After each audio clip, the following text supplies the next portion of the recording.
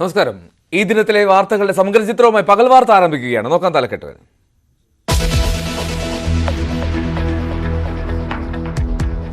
Mayor KSRTC driver തർക്കത്തിൽ ബസ്സിലെ നിർണായക ദൃശ്യം ലഭിക്കില്ല. DVRലെ മെമ്മറി കാർഡ് കാണാനില്ല എന്ന് പോലീസ്. അന്വേഷിക്കാൻ നിർദ്ദേശം നൽകി ഗതാഗത മന്ത്രി. മേയർക്കെതിരെ DGPയെ സമീപിക്കുമെന്ന് ഡ്രൈവർ യദു കൃഷ്ണൻ.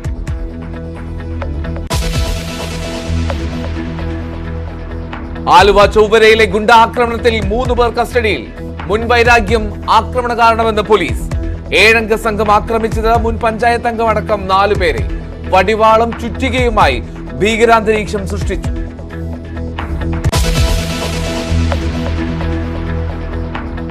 നാടും നഗരവും വെന്തുരുകുന്നു. പാലക്കാട് ഉഷ്ണതരംഗ ഭീഷണി തുടരുകയാണ്.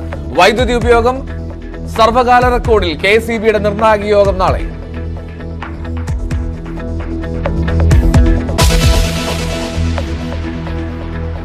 കുടിവെള്ളമില്ലാതെ വലഞ്ഞ കുട്ടനാട്. കൈനകരിയിൽ വെള്ളമില്ലാതായിട്ട് 10 ദിവസം. നാളുകളായി വെള്ളമില്ലാതായിട്ട്. ഞങ്ങൾക്ക് കുടിക്കാനും ഇല്ല, ഉപ്പുവെള്ളമാണ് ഇപ്പൊ ഇവിടെ. ഞങ്ങളൊക്കെ ഇനി വല്ല പടിഞ്ഞാറക്കര എങ്ങാനും പോയി താമസിക്കാൻ പോയി. വേറെ മാർഗമില്ല, നമുക്ക് വെള്ളമില്ല. അത് ആറ്റിലെ വെള്ളം, അത് ഞങ്ങൾ ഒന്നിനും എടുക്കുന്നില്ല, അത് ഉപ്പായതുകൊണ്ട്. പള്ളാത്തുരുത്തിയിലെ പമ്പിംഗ് സ്റ്റേഷൻ പ്രവർത്തനരഹിതം.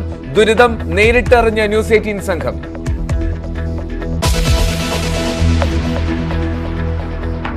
കരുവന്നൂർ കേസിൽ MM വർഗീസ് EDക്ക് മുന്നിൽ ഹാജരായില്ല.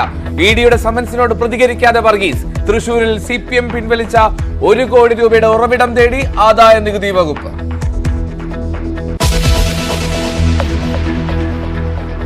അമേഠിയിലും റായ്ബറേലിയിലും സസ്പെൻസ് നിലനിർത്തി കോൺഗ്രസ്. സ്ഥാനാർത്ഥി പ്രഖ്യാപനം വൈകുന്നു. മത്സരിക്കാനില്ല എന്ന നിലപാടിൽ രാഹുലും പ്രിയങ്കയും. പത്രിക സമർപ്പിക്കാൻ 2 ദിനം മാത്രം.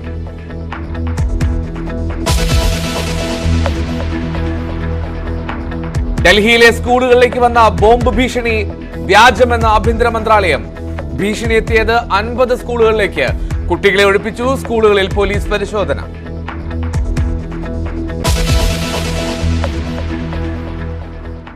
പകൽ വാർത്താ വിശദമായി. മേയർ KSRTC ഡ്രൈവർ തർക്കത്തിൽ ബസ്സിനുള്ളിലെ ദൃശ്യങ്ങൾ ലഭിക്കില്ല. കന്റോൺമെന്റ് പോലീസ് നടത്തിയ പരിശോധനയിൽ ക്യാമറയുടെ DVR കണ്ടെത്തിയെങ്കിലും DVRനുള്ളിലെ മെമ്മറി കാർഡ് കാണാനില്ലെന്ന് പോലീസ് പറഞ്ഞു. കിട്ടിയിട്ടില്ല. അപ്പൊ ഇത് ഇനി എന്തായിരിക്കും ചെയ്യുന്നത്? ശാസ്ത്രീയമായ പരിശോധനയാണോ? അല്ല, മെമ്മറി കാർഡിലാണ് ശാസ്ത്രീയമായ പരിശോധന നടത്തുന്നത്. അപ്പൊ അതിൽ തുടർ നടപടി അപ്പൊ എങ്ങനെയായിരിക്കും? പരിശോധിക്കാം. അതേസമയം മേയർ ആര്യ രാജേന്ദ്രനെതിരെ പോലീസ് കേസെടുക്കണമെന്നാവശ്യപ്പെട്ട് സംസ്ഥാന പോലീസ് മേധാവിയെ സമീപിക്കുമെന്ന് KSRTC ഡ്രൈവർ യദു കൃഷ്ണൻ പറഞ്ഞു. മേയറും ഒപ്പമുള്ളവരും മോശമായി പെരുമാറിയെന്ന ആരോപണത്തിൽ ഉറച്ചു നിൽക്കുകയാണെന്നും യദു വ്യക്തമാക്കി. പരാതിയുടെ ഞാൻ കേസ് കൊടുത്തിട്ടുണ്ട്. അവര് റെസിപ്റ്റ് മാത്രമേ തന്നുള്ളൂ. പരാതി എടുക്കാന്നൊന്നും പറഞ്ഞില്ല. പൊക്കോളാനാണ് പറഞ്ഞത്. എടുക്കുമെന്ന് എനിക്ക് തോന്നുന്നില്ല. ഇനി എനിക്ക് DGPക്ക് കൊടുക്കാറുണ്ട്. എന്നിട്ട് വേണം കോടതിയിൽ പോവാൻ. DGPക്ക് കൊടുക്കണം, നമ്മളെ ബഹുമാനപ്പെട്ട ഗതാഗത മന്ത്രിക്ക് കൊടുക്കണം, പിന്നെ CMDക്ക് കൊടുക്കണം. പിന്നെ ഉള്ളത് മനുഷ്യാവകാശത്തിൽ കൊടുത്തിട്ടുണ്ട്. ഇപ്പൊ കമ്മീഷണർക്ക് കൊടുത്തു. അതിന്റെ റെസിപ്റ്റ് കിട്ടിയായിരുന്നു. ബാക്കി വേറെ ഒന്നും. ജോലിയുടെ കാര്യം എന്താണ് അവർ പറയുന്നത്? ജോലിയുടെ കാര്യം പറയുന്നത് ഇപ്പൊ അന്വേഷണ വിധേയമായി മാറ്റി നിർത്തിക്കുന്ന വാമൊഴിയാലേ പറഞ്ഞോളൂ. വേറെ ആരും എന്റെ അടുത്ത് ഒഫീഷ്യൽ നോട്ടിഫിക്കേഷനോ നോട്ടീസോ തന്നിട്ടില്ല. സാധാരണ ജോലിക്ക് തലേദിവസം അറിയിക്കുക എങ്ങനെയാണ് ചെയ്യുന്നത്? ബദലി എങ്ങനെയാണ് ചെയ്യുന്നത്? ബദലിയായ വിളിച്ചു പറയും തലേദിവസം. അതായത് ഇന്ന് പോണമെങ്കിൽ ഇന്നലെ വിളിച്ചു പറയും, വരുമല്ലോ എന്ന് ചോദിക്കും. അത്രയാണ്.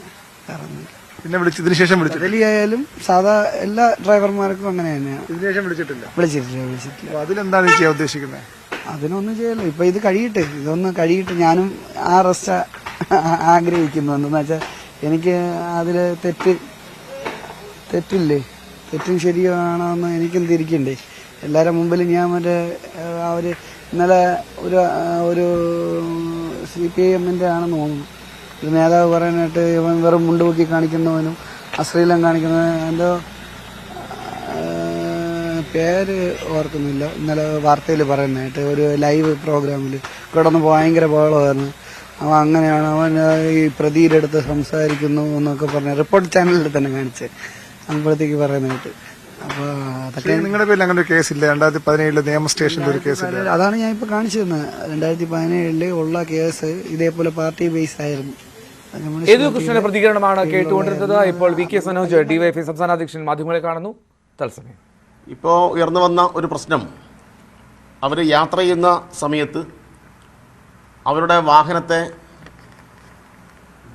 അപകടകരമായ നിലയിൽ മറികടക്കാൻ ശ്രമിച്ച ഒരു KSRTC ഡ്രൈവറുമായി ഒരു ചോദ്യം ചെയ്യലും അതുമായി ബന്ധപ്പെട്ട പ്രശ്നവും ഉണ്ടായി. യഥാർത്ഥത്തിൽ ഇവരുടെ വാഹനത്തെ ഇവർക്ക് അപകടം വരുന്ന രൂപത്തിൽ മറികടന്നപ്പോൾ സ്വാഭാവികമായിട്ടുണ്ടായ ഒരു ചോദ്യം ചെയ്യലാണ്. അത് ചോദ്യം ചെയ്തത് ആര്യാണ് എന്നതുകൊണ്ട്, എന്നാൽ പിന്നെ ഇത് തന്നെ കിട്ടിയ അവസരം എന്ന് കണ്ട് അതിനെ മുൻനിർത്തിയിട്ട് ഊഹാപോഹങ്ങളും അതിനെ മുൻനിർത്തിയിട്ട് വ്യാപകമായിട്ടുള്ള സൈബർ അറ്റാക്കും നടത്തിക്കൊണ്ടിരിക്കുകയാണ്. അവിടെ ആര്യ പ്രത്യേകിച്ചൊരു തെറ്റും ചെയ്തിട്ടില്ല. ആര്യയോടാണ് വളരെ മോശമായ നിലയിൽ ആ KSRTC ഡ്രൈവർ പെരുമാറിയത്. ഇങ്ങനെ സ്ത്രീകളോട് മോശമായ നിലയിൽ പെരുമാറുന്നവരോട് എങ്ങനെയാണ് സാധാരണ ആളുകൾ പ്രതികരിക്കേണ്ടത്? നമ്മുടെ നാട്ടിൽ ഇങ്ങനെ പെരുമാറുന്ന ആളുകളോട് വളരെ കൃത്യമായും ആര്യ പ്രതികരിച്ചതുപോലെ പ്രതികരിക്കണം എന്ന് തന്നെയാണ് DYFയുടെ അഭിപ്രായം. എല്ലാ പെൺകുട്ടികളും അങ്ങനെ തന്നെയാണ്. തങ്ങൾക്ക് നേരെ ഉണ്ടാകുന്ന ആക്രമണത്തെ, ഇങ്ങനെയുള്ള ലൈംഗിക അധിക്ഷേപത്തെ വളരെ കൃത്യമായും ചോദ്യം ചെയ്യേണ്ടതുണ്ട്. ഇങ്ങനെ ചോദ്യം ചെയ്ത മുൻ അനുഭവങ്ങൾ നമ്മൾ നോക്കിയാൽ അത്തരം പെൺകുട്ടികളെ മാധ്യമങ്ങളും സൈബർ ഇടങ്ങളും എല്ലാവരും പ്രോത്സാഹിപ്പിക്കുകയും അവരെ വീര വനിതയായി ചിത്രീകരിക്കുന്ന അനുഭവമാണ് ഉണ്ടായിട്ടുള്ളത്.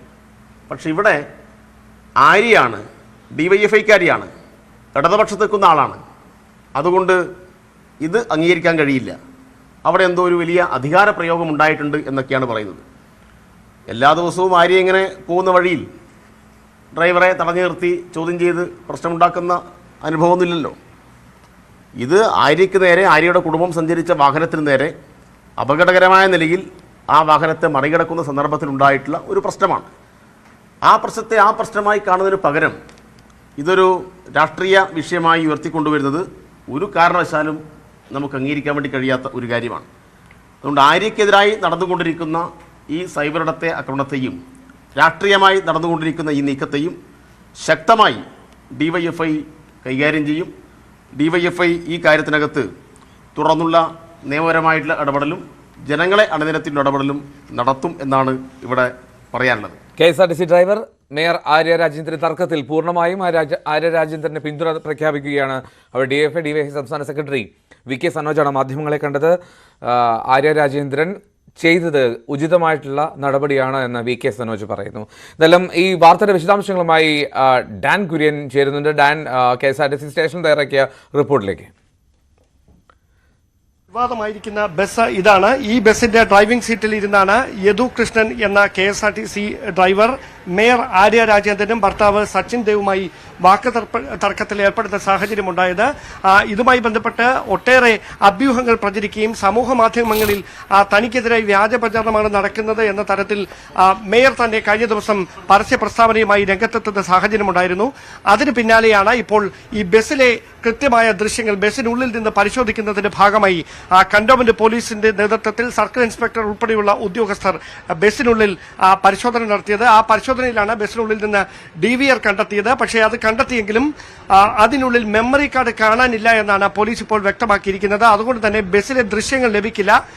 DVRൽ മെമ്മറി കാർഡ് കാണാനില്ലെന്ന് പോലീസ് വ്യക്തമാക്കിയിരിക്കുകയാണ്. അതിന്റെ ഭാഗമായി ഇതിന് ഉള്ളിൽ നിന്ന് അതുമായി കണക്ട് ചെയ്ത മുഴുവൻ ഉപകരണങ്ങളും കൃത്യമായി തന്നെ പോലീസ് പിടിച്ചെടുത്തിട്ടുണ്ട്. അത് വിശദമായ ശാസ്ത്രീയ പരിശോധനകൾക്ക് വിധേയമാക്കും. പക്ഷേ മെമ്മറി കാർഡ് ലഭിക്കാത്ത ഒരു പശ്ചാത്തലത്തിൽ ബസ്സിനുള്ളിൽ ആ സമയത്ത് എന്താണ് സംഭവിച്ചത്, വാക്ക് തർക്കവുമായി ബന്ധപ്പെട്ട ഓഡിയോ ഇതടക്കം കൃത്യമായി ലഭിക്കുക എന്ന ലക്ഷ്യത്തോടെയായിരുന്നു ഈ പരിശോധന. പക്ഷേ അതൊന്നും നിലവിലെ സാഹചര്യത്തിൽ പോലീസിന് കണ്ടെത്താൻ കഴിയില്ല. മെമ്മറി കാർഡ് ആരോ മാറ്റിയിരിക്കുന്നതായാണ് പോലീസ് നൽകുന്ന വിശദീകരണം. നിലവിൽ എന്തെങ്കിലും കണ്ടെത്തുള്ളൂ? മെമ്മറി കാർഡ് കണ്ടെത്താൻ കഴിഞ്ഞിട്ടുണ്ടോ? മെമ്മറി കാർഡ് കിട്ടിയിട്ടില്ല. അപ്പൊ ഇത് ഇനി എന്തായിരിക്കും ചെയ്യുന്നത്? ശാസ്ത്രീയമായ പരിശോധനയാണോ? അല്ല, മെമ്മറി കാർഡിലാണ് ശാസ്ത്രീയമായ വിശ്വനം നടത്തുന്നത്. അപ്പൊ അതിൽ തുടർ നടപടി അപ്പൊ എങ്ങനെയായിരിക്കും? പരിശോധിക്കാം. ഈ ഡോർ തുറന്നാണ് ഡ്രൈവർ യദു കൃഷ്ണനുമായി ആര്യ രാജേന്ദ്രനൊപ്പമുണ്ടായിരുന്ന സഹോദരനും അതോടൊപ്പം തന്നെ ഭർത്താവും തർക്കിച്ചത് എന്നാണ് വിശദീകരണം. ഡ്രൈവിംഗ് സീറ്റിലിരുന്ന യദു കൃഷ്ണനുമായി അവർ തർക്കത്തിൽ ഏർപ്പെടുകയായിരുന്നു. അതിന് പിന്നാലെയാണ് ഇവിടെ നിന്ന് ഈ പ്ലാസ്റ്റിക് കവറുകൾ, അതായത് അത് ലഹരിയാണ് എന്ന തരത്തിലുള്ള പ്രചാരണങ്ങൾ യദുവിനെതിരെ നടന്നു. പക്ഷേ ലഹരിയല്ല, അത് കടലയും ബിസ്ക്കറ്റുമാണ് എന്ന വിശദീകരണവുമായി യദു തന്നെ ഇന്ന് രംഗത്തെത്തുന്ന സാഹചര്യമുണ്ടായിരുന്നു. അത്തരത്തിലുള്ള വലിയ വിമർശനങ്ങൾക്കും വാക്പോരികൾക്കും ഒക്കെ ഇടയിലാണ് പോലീസ് അന്വേഷണം ഊർജിതമാക്കുന്നതിന്റെ ഭാഗമായി ഈ ബസ്സിനുള്ളിൽ കയറി ഇതിന്റെ ഇലക്ട്രോണിക് ഉപകരണങ്ങളടക്കം അവിടെ നിന്ന് ഊരി മാറ്റിക്കൊണ്ട് വിശദമായ പരിശോധനകൾക്ക് വിധേയമാക്കുന്ന നടപടികളിലേക്ക് കടന്നിരിക്കുന്നത്. അതിന്റെ ഭാഗമായി ആ ബസ്സിനുള്ളിലെ DVR വിശദമായി പരിശോധിക്കുന്നതിനിടയിലാണ് മെമ്മറി കാർഡ് കാണാനില്ല എന്നൊരു നിഗമനത്തിലേക്ക് പോലീസ് എത്തുന്നത്. എന്തായാലും ഒരു കാര്യം ഉറപ്പാണ്, ഈ വാക്കുതർക്കം ഉണ്ടായി എന്ന കാര്യം വ്യക്തമാക്കുന്ന ദൃശ്യങ്ങൾ കഴിഞ്ഞ ദിവസം തന്നെ പോലീസ് കണ്ടെത്തിയിരുന്നു. പക്ഷേ അതിനും അപ്പുറത്തേക്ക് ഈ തർക്കത്തിലേക്ക് നയിച്ച സാഹചര്യം എന്താണ് എന്നത് സംബന്ധിച്ച അവ്യക്തതയാണ് ഇപ്പോൾ തുടർന്നുകൊണ്ടിരിക്കുന്നത്.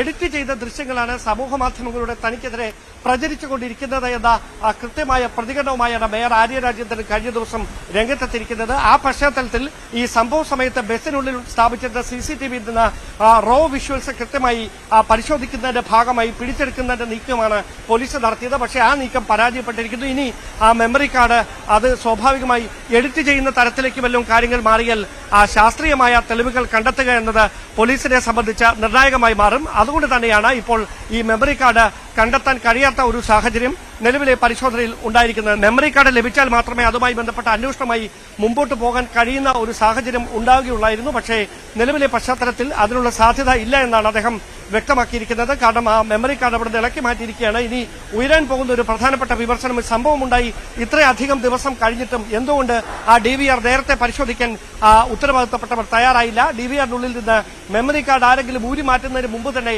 ആ പരിശോധനകൾ നടത്താൻ എന്തുകൊണ്ട് ഉദ്യോഗസ്ഥർ തയ്യാറായില്ല എന്ന തരത്തിലുള്ള വിമർശനങ്ങളൊക്കെ ഉയരും. അതിനിടയിലാണ് ഈ സംഭവം ഈ ഭരണ പ്രതിപക്ഷങ്ങൾ തമ്മിലുള്ള വലിയ വാക്പോരിലേക്കും തർക്കങ്ങളിലേക്കും പ്രതിഷേധങ്ങളിലേക്കും ഒക്കെ കടക്കുന്ന ഒരു പശ്ചാത്തലത്തിൽ ഈ ബസ്സിനുള്ളിൽ വിശദമായ പരിശോധനകളുടെ ഭാഗമായി പോലീസിന്റെ സംഘം എത്തിയത്. ആ പരിശോധന നടത്തിയെങ്കിലും നിലവിൽ ഈ മെമ്മറി കാർഡ് DVRനുള്ളിൽ നിന്ന് കണ്ടെത്താൻ കഴിയാത്തത് അന്വേഷണത്തിന് ഇപ്പോഴത്തെ സാഹചര്യത്തിൽ തിരിച്ചടിയാകുന്ന ഒരു സാഹചര്യം തന്നെയാണ് ഉണ്ടാക്കിയിരിക്കുന്നത്. KSRTC മാനേജ്മെന്റ് ഇന്റേണൽ എൻക്വയറി സ്വാഭാവികമായി നടത്തുന്ന ഒരു സാഹചര്യം ഉണ്ടാകും. പക്ഷേ ഇത്രയധികം ദിവസങ്ങൾ കഴിഞ്ഞിട്ടും എന്തുകൊണ്ടാണ് ആ പരിശോധന നടത്താൻ വൈകിയത് എന്ന ചോദ്യമുണ്ട്. അത് തന്നെയാണ് ഈ നിലവിൽ ഈ സംഭവം വിവാദമാക്കിയിരിക്കുന്നത്. കാരണം 4-5 ദിവസം പിന്നിട്ടിരിക്കുന്നു ഈ തർക്കം ഉണ്ടായിട്ട്. പക്ഷേ സ്വാഭാവികമായി ഇതിനുള്ളിൽ അപ്പോൾ ലഭിക്കുന്ന ദൃശ്യങ്ങൾ തന്നെയാണ് കേസിൽ നിർണായകമാകുക എന്ന കാര്യം നമുക്ക് എല്ലാവർക്കും അറിവുള്ളതുമാണ്. പക്ഷേ ഇത്രയധികം ദിവസമായിട്ടും ഈ സംഭവം ഇത്തരത്തിൽ വലിയ തരത്തിൽ ചർച്ച ചെയ്യപ്പെടുകയും വിവാദമാകുകയും ചെയ്യുന്ന ഒരു സാഹചര്യം ഉണ്ടായിട്ടും എന്തുകൊണ്ട്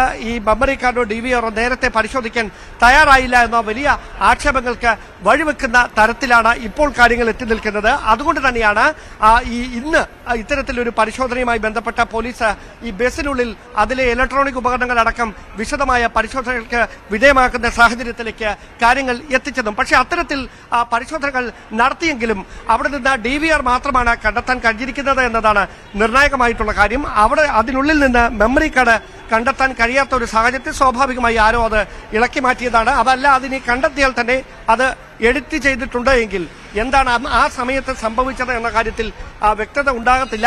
അങ്ങനെ വ്യക്തത ഉണ്ടായാൽ മാത്രമേ പോലീസിന് മേയറുടെ വാദം സാധൂകരിക്കുന്ന തെളിവുകൾ കണ്ടെത്താൻ കഴിയുകയുള്ളൂ. മറ്റു വാർത്തകളിലേക്ക്. ആലുവ ചൊവ്വരയിലെ ഗുണ്ടാക്രമണത്തിൽ 3 പേർ അറസ്റ്റിൽ. മുഖ്യപ്രതി ഫൈസൽ ബാബു, സിറാജ്, സനീർ എന്നിവരാണ് പിടിയിലായത്. ആക്രമണത്തിൽ പരുക്കേറ്റ മുൻ പഞ്ചായത്ത് അംഗം സുലൈമാന്റെ നില ഗുരുതരമായി തുടരുകയാണ്. മുൻവൈരാഗ്യമാണ് ആക്രമണത്തിന് കാരണമെന്ന് ആലുവ റൂറൽ SP വൈഭവ് സക്സേന പറഞ്ഞു. ഇന്നലെ രാത്രി 10 മണിക്ക് നടത്തിയുള്ള സംഭവമാണ് ഇത്. കൊണ്ടോട്ടി ഏരിയയിലെ നെടുമ്പശ്ശേരി പോലീസ് സ്റ്റേഷൻ പരിധിയിൽ ഇതിന്റെ ഭാഗമായിട്ട് ഒരു സുലൈമാൻ പേരുള്ള ആൾക്ക് ഒരു നല്ല അടി കിട്ടിയിട്ടുണ്ടായിരുന്നു. അതിന്റെ അടിസ്ഥാനത്തിൽ പോലീസ് ഒരു റൈറ്റിംഗ് കൂടാതെ ഒരു 307 IPC പ്രകാരം കേസ് രജിസ്റ്റർ ചെയ്തു. ഇപ്പോൾ നിലവിൽ 3 പേർ നമ്മുടെ കസ്റ്റഡിയിലുണ്ട്. പിന്നെ ഒരു സംശയമുള്ള ആളും ഇത് കൂടാതെ ഒരു കസ്റ്റഡിയിലുണ്ട്. 3 പേർ ഫൈസൽ ബാബു, സിറാജ് ആൻഡ് സനീർ. ഈ 3 പേർ നമ്മുടെ ജില്ലയിൽ നിന്ന് പുറത്തുള്ള ആളാണ്. സോ ഇപ്പോൾ ഇൻവെസ്റ്റിഗേഷൻ നടത്തുന്നുണ്ട്. കുറച്ച് കഴിഞ്ഞ മാസം ഒരു സിമ്പിൾ ഹേർട്ട് കേസ് ഉണ്ടായിരുന്നു. ആ കേസിൽ ഇതിൽ ഒരു പേര് ഫൈസൽ ബാബു വിക്ടിം ആയിരുന്നു. സോ അതിന്റെ യാതൊരു പ്രകോപനവുമില്ലാതെയാണ് കാറിലെത്തിയ സംഘം അക്രമം അഴിച്ചുവിട്ടതെന്ന് ദൃക്സാക്ഷി മൻസൂർ ന്യൂസ് 18 പറഞ്ഞു. ഞങ്ങളിവിടെ വെയിറ്റ് ഷെഡിൽ എല്ലാ സമയം ഒരു 10 മണി വരെ ഞങ്ങളിവിടെ ഇരിക്കാറുണ്ട്. ഞങ്ങൾ അതുമാതിരി തന്നെ ഇരുന്ന് അവിടെ കളി കണ്ടുകൊണ്ടിരിക്കുകയായിരുന്നു. ആ സമയത്ത് ഒരു പുള്ളി ഹെൽമെറ്റ് വെച്ച പുള്ളി ഇവിടുന്ന് നമ്മുടെ വെയിറ്റിന്റെ ഫ്രണ്ടിൽ കൂടെ അങ്ങനെ നടന്നുകൊണ്ടായിരുന്നു. അതിനുശേഷം നമ്മളെ കവർ ചെയ്ത് കുറച്ചാണ് ഫ്രണ്ടിലേക്ക് പോയതിനു ശേഷം ഒരു കാറ് വന്ന് നിർത്തി. കാറിലുള്ളവരോട് എന്തോ പറഞ്ഞ് അപ്പം തന്നെ അവർ കുറേ മാരകായുധങ്ങളായിട്ട് ഞങ്ങളടുത്തേക്ക് വന്നു. ഞങ്ങളത് ഇടിച്ച് ഇപ്പോൾ ഇവിടെ പൊട്ടിയിട്ടുണ്ട്. പിന്നെ അത് ഇവിടെ പൊട്ടി, പിന്നെ ഇവൻ്റെ ഇവിടെ പൊട്ടി, അങ്ങനെ കുറേ പേരുടെ ഇങ്ങനെ ഇത് വന്നു. അപ്പം ഞങ്ങളിങ്ങനെ തല്ലണ കണ്ടിട്ട് ഞങ്ങളുടെ മുൻ മെമ്പറുണ്ട് സുലൈമാൻ എന്ന് പറഞ്ഞാൽ പുള്ളി അവിടെ ബാക്കിൽ നിൽക്കായിരുന്നു. അത് ചോദിക്കാൻ വേണ്ടി വന്നു, എന്താ പ്രശ്നം എന്ന് ചോദിക്കാൻ വേണ്ടി വന്നപ്പോഴേക്കും പുള്ളീനെ വളഞ്ഞ് ആക്രമിച്ച് ചവിട്ടി താഴത്തേക്ക് ഇട്ടിട്ട് എന്താ വെച്ച് വെട്ടലോ. അപ്പോഴേക്കും ഞങ്ങൾ ഓടിയായിരുന്നു. ഞങ്ങളുടെയൊക്കെ തലക്കൊക്കെ അടിയിട്ടിട്ടുണ്ട്. അപ്പോൾ ഞങ്ങൾ ഓടി പോകുന്നായിരുന്നു. പുള്ളി ഒറ്റക്കായി പോയി. പുള്ളിനെ വളഞ്ഞിട്ട് ആക്രമിക്കുകയാണ് ചെയ്തത്. ഇത് എന്തിന്റെ ബേസിലാണ്, എന്തിനു വേണ്ടിയിട്ട് തല്ലി, ആള് മാറി തല്ലിയേക്കുന്നതാണോ, ഇതെന്താ സംഭവിച്ചേക്കുന്നത് നമുക്ക് സത്യം പറഞ്ഞാൽ നമുക്ക് ഇതുവരെ അറിയാൻ പാടില്ല. ഇവരെത്ര പേരുണ്ടായിരുന്നു? ഇവരൊരു 5 or 6 പേരുണ്ടായി. 5 പേരുണ്ടായെന്ന് പറഞ്ഞു. നിങ്ങൾക്ക് ഇവരെ കണ്ടു പരിചയമൊന്നുമില്ല? ഇല്ല. അപ്പൊ ഇതൊരു മുൻവൈരാഗ്യം, അതായത് കാറുമായി ബന്ധപ്പെട്ട എന്തോ മുൻവൈരാഗ്യാണെന്ന് പിന്നീട് അറിയാൻ സാധിച്ചു. അതെന്താന്ന് നിങ്ങൾക്ക് വല്ല വ്യക്തത? നമ്മളായിട്ട് ഈ തല്ലുകൊണ്ട് നമുക്കും അതായിട്ടൊന്നും യാതൊരു ബന്ധമില്ല. നമുക്ക് അതിനെ കുറിച്ച് അറിയാനും പാടില്ല. നിങ്ങൾ എത്ര പേരുണ്ടായിരുന്നു? ദൃക്സാക്ഷി മാത്രമല്ല, ആ ആക്രമണത്തിന് ഇരയായ ആളുകൂടിയാണ് മൻസൂർ. സംഭവം ഞെട്ടിക്കുന്നതാണ് എന്നും പോലീസിന്റെ സ്പെഷ്യൽ ബ്രാഞ്ച് പൂർണ്ണ പരാജയമാണെന്ന് തെളിയിക്കുന്നതാണ് ഈ സംഭവമെന്നും സ്ഥലം MLA അൻവർ സാദത്ത് പ്രതികരിച്ചു. നാടിനെ ഞെട്ടിക്കുന്ന ഒരു സംഭവം തന്നെ ഇപ്പോൾ ഈ കൊണ്ടോട്ടി ജംഗ്ഷനിൽ ഇന്നലെ രാത്രി 10 മണിയോടെ നടന്നത്. ഇത് കേട്ടപ്പോൾ ഞങ്ങളൊക്കെ അത്ഭുതപ്പെട്ടു പോയി. നമ്മുടെ നാട്ടിൽ ഇങ്ങനെ ഒന്നൊരു ഗുണ്ടാ വിളയാട്ടം നടക്കുമെന്ന് അത്ഭുതപ്പെട്ടു. എന്നാൽ അവിടെ ഉണ്ടായ അവിടെ നാട്ടുകാരെപ്പോഴും രാത്രി ചെറുപ്പക്കാരും ഒരാളിലൊക്കെ ഇവിടെ നിൽക്കാറുണ്ട്. സ്വന്തം നാട്ടിൽ ഗ്രാമപ്രദേശത്തിൽ അറിയാലോ. അവിടെ നിന്നപ്പോഴാണ് യാതൊരു പ്രഭാവമില്ലാതെ വന്ന് ഒരു കാറിൽ വന്ന് ഹെൽമെറ്റ് ധരിച്ചും ഹെൽമെറ്റ് ധരിക്കാതെയും ആളുകൾ വന്ന് അവിടെ ഇത്ര വലിയ അക്രമം ഉണ്ടാക്കിയത്. വടിവാളും കമ്പിവടിയും ഇതൊക്കെ ആയിട്ടാണ് അവർ വന്ന് ഉണ്ടായത്. ഞങ്ങളുടെ ഒരു സഹപ്രവർത്തകൻ മുൻ പഞ്ചായത്ത് മെമ്പർ സുലൈമാൻ അതിക്രൂരമായി മർദ്ദിച്ചത് നിങ്ങൾ വിഷ്വൽ കണ്ട് അറിയാൻ സാധിക്കും. ഇപ്പോൾ സുലൈമാനാണെങ്കിൽ അവിടെ വെന്റിലേറ്ററിന്റെ സഹായത്തോടാണ് മുന്നോട്ട് പോകുന്നത്. ഇന്ത്യയിലെ ബ്ലീഡിംഗ് ഉണ്ടായിട്ടുണ്ട്. അതുപോലെ തന്നെ താടി ഇവിടെയൊക്കെ പൊട്ടി, തലയോട്ടിക്ക് പൊട്ടുണ്ട്. അങ്ങനെയൊക്കെ വളരെ വളരെ ഭയങ്കര പ്രയാസകരമായ ഒരു അവസ്ഥയാണ് ഉള്ളത്. ഇത് സത്യം പറഞ്ഞാൽ നമുക്കറിയാം, ഗുണ്ടകൾ ഇന്ന് എറണാകുളം ജില്ലയിൽ പ്രത്യേകിച്ചും ഇങ്ങനെ വിളയാടിക്കൊണ്ടിരിക്കുകയാണ്. പോലീസ് ഈ കാര്യത്തിൽ പോലീസ് അന്വേഷിച്ച് 3 പ്രതികളെ അറസ്റ്റ് ചെയ്തിട്ടുണ്ട്. അതൊക്കെ ചെയ്തിട്ടുണ്ട്. ഇനി 3 പ്രതികളെ കിട്ടാനുണ്ട്. എന്റെ അഭിപ്രായത്തിൽ ഇതിന്റെ പുറകിൽ വേറെ ആരുണ്ടോ, ഇവർക്ക് ആർക്കും നിർദ്ദേശം നൽകിയ ആരുണ്ടോ, അവരെയും നമുക്ക് ഈ അന്വേഷണത്തിൽ കണ്ടുപിടിക്കണമെന്ന് ഞാൻ പോലീസിനോട് SPയോട് ആവശ്യപ്പെട്ടിട്ടുണ്ട്. പക്ഷേ ഇതിനകത്ത് നിരന്തരമായി നടക്കുന്നത് ഈ പോലീസിന്റെ സ്പെഷ്യൽ ബ്രാഞ്ച് വിഭാഗം വളരെ പരാജയമാണ് കേരളത്തിൽ തന്നെ. കാരണം ഇങ്ങനെ ക്രിമിനൽ ബാക്ക്ഗ്രൗണ്ടുള്ള ഗുണ്ട ആക്ടിവിറ്റി ഉള്ള ആളുകൾ ജയിലിൽ നിന്ന് ഇറങ്ങുമ്പോൾ അല്ലെങ്കിൽ ഇങ്ങനെയുള്ള ആളുകളെ മോണിറ്റർ ചെയ്യാൻ കേരളത്തിലെ പോലീസ് സംവിധാനമില്ല. അത് വലിയൊരു പരാജയം തന്നെയാണ് നമുക്ക് പോലീസിന്റെ ഭാഗത്ത് കാണുന്നത്. കാരണം ഇവരെ നിയന്ത്രിച്ചാൽ, അല്ലെങ്കിൽ ഇവരെ ഇപ്പം ഇങ്ങനെയുള്ള ആക്ടിവിറ്റീസുകൾ മോണിറ്റർ ചെയ്യുകയും അവരെ സൂക്ഷ്മമായി നിരീക്ഷിക്കുകയൊക്കെ ചെയ്താൽ സ്വാഭാവികമായിട്ടും നമുക്ക് ഇങ്ങനെയുള്ള ആക്ടിവിറ്റീസ് തടയാൻ പറ്റും. നവമി ദിനേശ് ആയിരുന്നു വിവരങ്ങളുമായി കൊച്ചിയിൽ നിന്ന്. നവമി, ഞെട്ടിക്കുന്നതാണ് ദൃശ്യങ്ങൾ. CCTVയിൽ വളരെ കൃത്യമായി എന്തോ മാരകായുധം കൊണ്ട് ആക്രമിക്കുന്നത് കാണാം. ഇത് ഈ ക്രൂരമായിട്ടുള്ളൊരു ആക്രമണം. ഈ ചൊവ്വരയിൽ, ഈ കൊണ്ടോട്ടി ആ കവലയിലേക്ക് ഇവരെത്താനുള്ള സാഹചര്യം എന്താണ്? ഈ മൻസൂർ പറയുന്നതിലും ഒരു കാര്യം ഉറപ്പാണ്, ഇവർക്ക് ആരെയും പരസ്പരം പരിചയമില്ല. അപ്പോൾ അവിടെ എത്താനുള്ള സാഹചര്യം എന്താണ്? ഈ കാറുമായി ബന്ധപ്പെട്ട തർക്കം?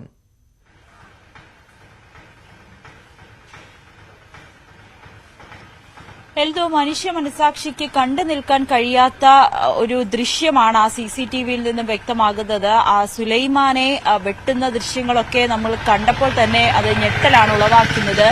എന്തായാലും വളരെ ദാരുണമായ സംഭവമാണ് ഇന്നലെ രാത്രി ഈ കവലയിലുണ്ടായത്. ഞാനിപ്പോൾ നിൽക്കുന്നത് ആലുവ ചൊവ്വര കവലയിലാണ്. എനിക്ക് പിന്നിൽ കാണുന്ന ഇവിടെയാണ് ഈ സംഭവം നടന്നത്. ഈ കാറ് ആദ്യം ഇവർ തല്ലിപ്പൊളിക്കുന്നതൊക്കെ നമുക്ക് ആ ദൃശ്യങ്ങളിൽ കാണാൻ സാധിക്കും. ഈ ഒരു ഇന്നലത്തെ ആക്രമണത്തിന് ഉണ്ടായ പ്രധാന കാരണം 1 മാസം മുൻപുള്ള ഒരു വാഹന തട്ടലുമായി ബന്ധപ്പെട്ട, ഒരു വാഹനം ഓവർടേക്ക് ചെയ്യുന്നതുമായി ബന്ധപ്പെട്ട ചെറിയൊരു തട്ടലായിരുന്നു ഇതിനൊക്കെ അടിസ്ഥാനമായിട്ടുള്ളൊരു കാരണം. അത് ഇന്നലെ വെട്ടേറ്റ സിദ്ദിഖിന്റെ മകൻ അർഷാദിന്റെ വാഹനവും ഇന്നത്തെ മുഖ്യപ്രതിയായ ഫൈസൽ ബാബുവിന്റെയും സുഹൃത്തും സഞ്ചരിച്ച വാഹനവുമായി ഓവർടേക്ക് ചെയ്യുന്ന സമയത്ത് ചെറിയൊരു അപകടം ഉണ്ടാകുകയും പിന്നീട് അവർ ഈ റോഡിൽ വെച്ച് തന്നെ വലിയ രീതിയിലൊരു സംഘർഷവും വാക്കുതർക്കവും ഒക്കെ നിലനിന്നിരുന്നു. അത് പിന്നീട് ഈ സുലൈമാന്റെയും സിദ്ദിഖിന്റെയും സാന്നിധ്യത്തിൽ അത് പറഞ്ഞു തീർക്കുകയും ചെയ്തു. പക്ഷേ ഫൈസലിന്റെ മനസ്സിൽ അത് ഒരു വൈരാഗ്യമായി തന്നെ കിടക്കുകയും ചെയ്തു. പോലീസ് പറയുന്നത് വ്യക്തിവൈരാഗ്യം തന്നെയാണ്, മുൻപുണ്ടായ ഒരു വൈരാഗ്യം തന്നെയാണ് ഇത്രയും വലിയൊരു ഈ ഒരു ആക്രമണത്തിലേക്ക് കലാശിച്ചതും. എന്തായാലും ഇന്നലെ രാത്രി ഇവിടെ ഉണ്ടായിരുന്ന സുലൈമാനും സിദ്ദിഖും അടക്കം ഒരു 7-8 പേർ ഈ കവലയിലുണ്ടായിരുന്നു. അവർ ഇന്നലെ രാത്രി ഇവിടെ ഇരുന്ന് ക്രിക്കറ്റ് ടിവിയിൽ കാണുകയായിരുന്നു. ഈ സമയത്താണ് ഈ കാറിലെത്തിയ സംഘം, ഈ 8ഓളം പേര് ആ കാറിലുണ്ടായിരുന്നു എന്നാണ് പോലീസ് പറയുന്നത്. ഈ സംഘം ഇവിടെ എത്തുകയും കണ്ണിൽ കണ്ടവരെ എല്ലാം ആക്രമിക്കുകയും ചെയ്തു. ഈ ആക്രമണത്തിൽ ലക്ഷ്യമിട്ടത് സിദ്ദിഖിനെയും സുലൈമാനെയും തന്നെയാണ്. ഇവരെ കൊല്ലുക എന്നൊരു ഉദ്ദേശത്തോടുകൂടി തന്നെയാണ് ഈ സംഘം എത്തിയത്. ഇതിൽ മുഖ്യപ്രതി ഫൈസൽ ബാബുവും ഒപ്പമുണ്ടായിരുന്ന സിറാജ്, സനീർ എന്നീ 3 പേരും, കബീർ എന്നൊരാൾ കൂടി പോലീസിന്റെ കസ്റ്റഡിയിലുണ്ട്. പക്ഷേ അയാൾക്ക് ഈ കേസുമായി നേരിട്ട് ബന്ധമുണ്ടോ എന്നത് പോലീസ് അന്വേഷിച്ചു വരികയാണ്. എന്തായാലും 3 പേരുടെ അറസ്റ്റാണ് രേഖപ്പെടുത്തിയത്. ഇവർ 3 പേരുമാണ് ഇവിടെ എത്തി ഇവിടെ ആക്രമണ അഴിച്ചുവിട്ടത്. അതിനുശേഷം സുലൈമാന്റെ കഴുത്തിൽ വെട്ടേറ്റു, നടുകിനും വെട്ടേറ്റു, തലയ്ക്ക് ചുറ്റുക കൊണ്ട് മാരകമായി അടിക്കുകയും ചെയ്തു. അത് നമുക്ക് ആ ദൃശ്യങ്ങൾ കാണാം. ഒപ്പം സുലൈമാന്റെ നെഞ്ചിൽ ചവിട്ടുന്നതും ആ CCTV ദൃശ്യങ്ങളിൽ നിന്നും വ്യക്തമാണ്. എന്തായാലും സുലൈമാന്റെ നില അതീവ ഗുരുതരമായി തുടരുന്നുണ്ട്. വെന്റിലേറ്ററിലാണ്. തലയിൽ രക്തം കട്ടപിടിക്കുന്ന ഒരു സാഹചര്യത്തിലേക്ക് മാറി എന്നാണ് നമുക്ക് ഏറ്റവും ഒടുവിൽ അറിയാൻ കഴിയുന്നത്. എന്തായാലും പോലീസ് ഇവരെ 3 പേരെയും ചോദ്യം ചെയ്തുകൊണ്ടിരിക്കുകയാണ്. മുഖ്യപ്രതി സുലൈമാനാണ്, മുഖ്യപ്രതി ഫൈസലാണ്. ഈ ഫൈസലിന് ഉണ്ടായ ഒരു മുൻ വൈരാഗ്യമാണ് ഈ സുഹൃത്തുക്കളെയും കൂട്ടിവന്ന് ഇത്തരത്തിൽ വലിയൊരു ആക്രമണം അഴിച്ചുവിടാൻ കാരണം. അന്നുണ്ടായ പ്രശ്നത്തിൽ മധ്യസ്ഥത വഹിച്ചത് സുലൈമാനും ഒപ്പം തന്നെ സിദ്ദിഖുമായിരുന്നു. സിദ്ദിഖിനും ഗുരുതരമായി പരിക്കേറ്റിട്ടുണ്ട്. പക്ഷെ അപകടനില തരണം ചെയ്യുകയും ചെയ്തിട്ടുണ്ട്. എന്തായാലും വളരെ ഞെട്ടലുളവാക്കുന്ന ഒരു സംഭവമാണ്. നമുക്ക് ആ CCTV ദൃശ്യങ്ങളിൽ നിന്നൊക്കെ കാണാനും സാധിക്കും. എന്തായാലും പോലീസ് അന്വേഷണം ആരംഭിച്ചു കഴിഞ്ഞു. സ്പെഷ്യൽ ഒരു സംഘത്തെ തന്നെ രൂപീകരിച്ചിട്ടുണ്ട്. രാവിലെ ആലുവ റൂറൽ SP നമ്മളോട് പ്രതികരിക്കുകയും ചെയ്തു ഈ ഒരു വിഷയവുമായി ബന്ധപ്പെട്ട്. എന്തായാലും 4 പേരാണ് പോലീസിന്റെ കസ്റ്റഡിയിലുള്ളത്. 3 പേരുടെ അറസ്റ്റ് രേഖപ്പെടുത്തി. ഒരാളെ ഇപ്പോഴും ചോദ്യം ചെയ്തുകൊണ്ടിരിക്കുകയാണ്. മാത്രവുമല്ല ഇനിയും ഈ സംഘത്തിൽ മറ്റുള്ളവരുണ്ടായിരുന്നുവെന്നാണ് പോലീസ് കരുതുന്നത്. ഏകദേശം 8ഓളം പേരുണ്ടെന്നാണ് പോലീസിന്റെ അനുമാനം. ഇവർക്കായുള്ള ഒരു അന്വേഷണവും ഊർജിതമാക്കിയിരിക്കുകയാണ്. എൽദോ. Okay, right. നവമി ദിനേശാണ് വിവരങ്ങൾ നൽകിയത് കൊച്ചിയിൽ നിന്ന്. എന്നാലും വളരെ ഞെട്ടിക്കുന്ന ദൃശ്യങ്ങൾ. ഒരു ആക്രമണമാണ് ആ ഗുണ്ടാ സംഘം അവിടെ ആലുവ ചൊവ്വര കൊണ്ടോട്ടിയിൽ നടത്തിയത്. കേരളത്തിന് ചുട്ടുപൊള്ളുന്നു.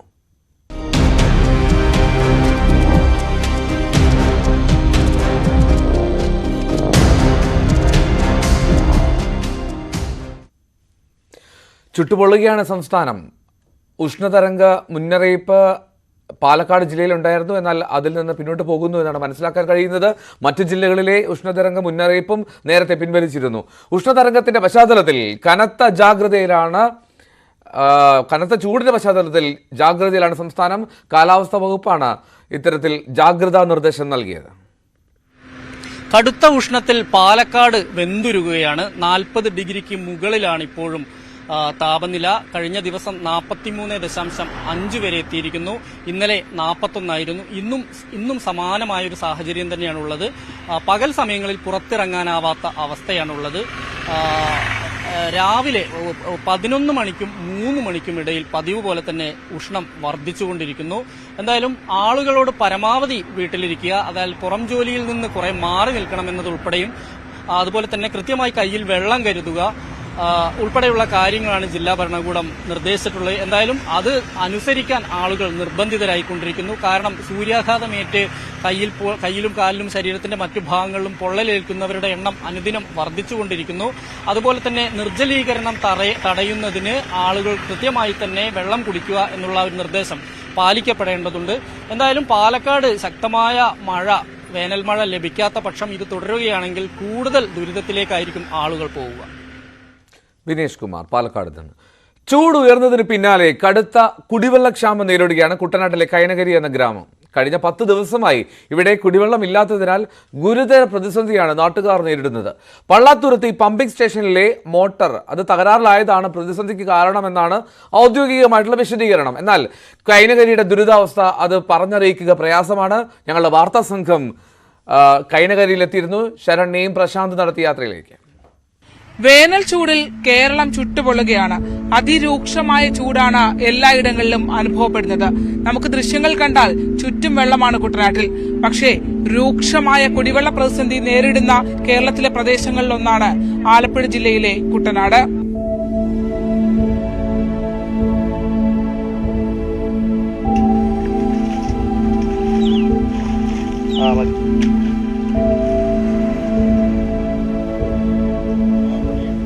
വെള്ളമില്ല, നാളുകളായി വെള്ളമില്ലാതായിട്ട്. നിങ്ങൾ കുടിവെള്ളത്തിന് എന്താ ചെയ്യുക? നമ്മൾ പൈസ കൊടുത്ത് മേടിക്കുമല്ലോ, എന്നാ ചെയ്യും?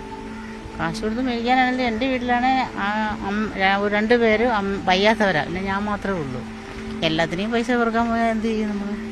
എന്താ പഞ്ചായത്തുകാരെന്താ പറയുന്ന? പഞ്ചായത്തുകാരൊന്നും പറയുന്നില്ല. അവർ തരും തരും തരും, നന്നാക്കുന്നുണ്ട്, പൊട്ടിക്കിടക്കുവാണ് എന്ന് പറഞ്ഞു. ഒരു പ്രാവശ്യം ഉപ്പളം കയറ്റി വിട്ടു. എല്ലാവരും എടുത്ത് കഴിഞ്ഞിട്ട് അത് ഉപേക്ഷിക്കുമായിരുന്നു. ഉപ്പളം കയറ്റി വിട്ടിട്ട് നടക്കാൻ.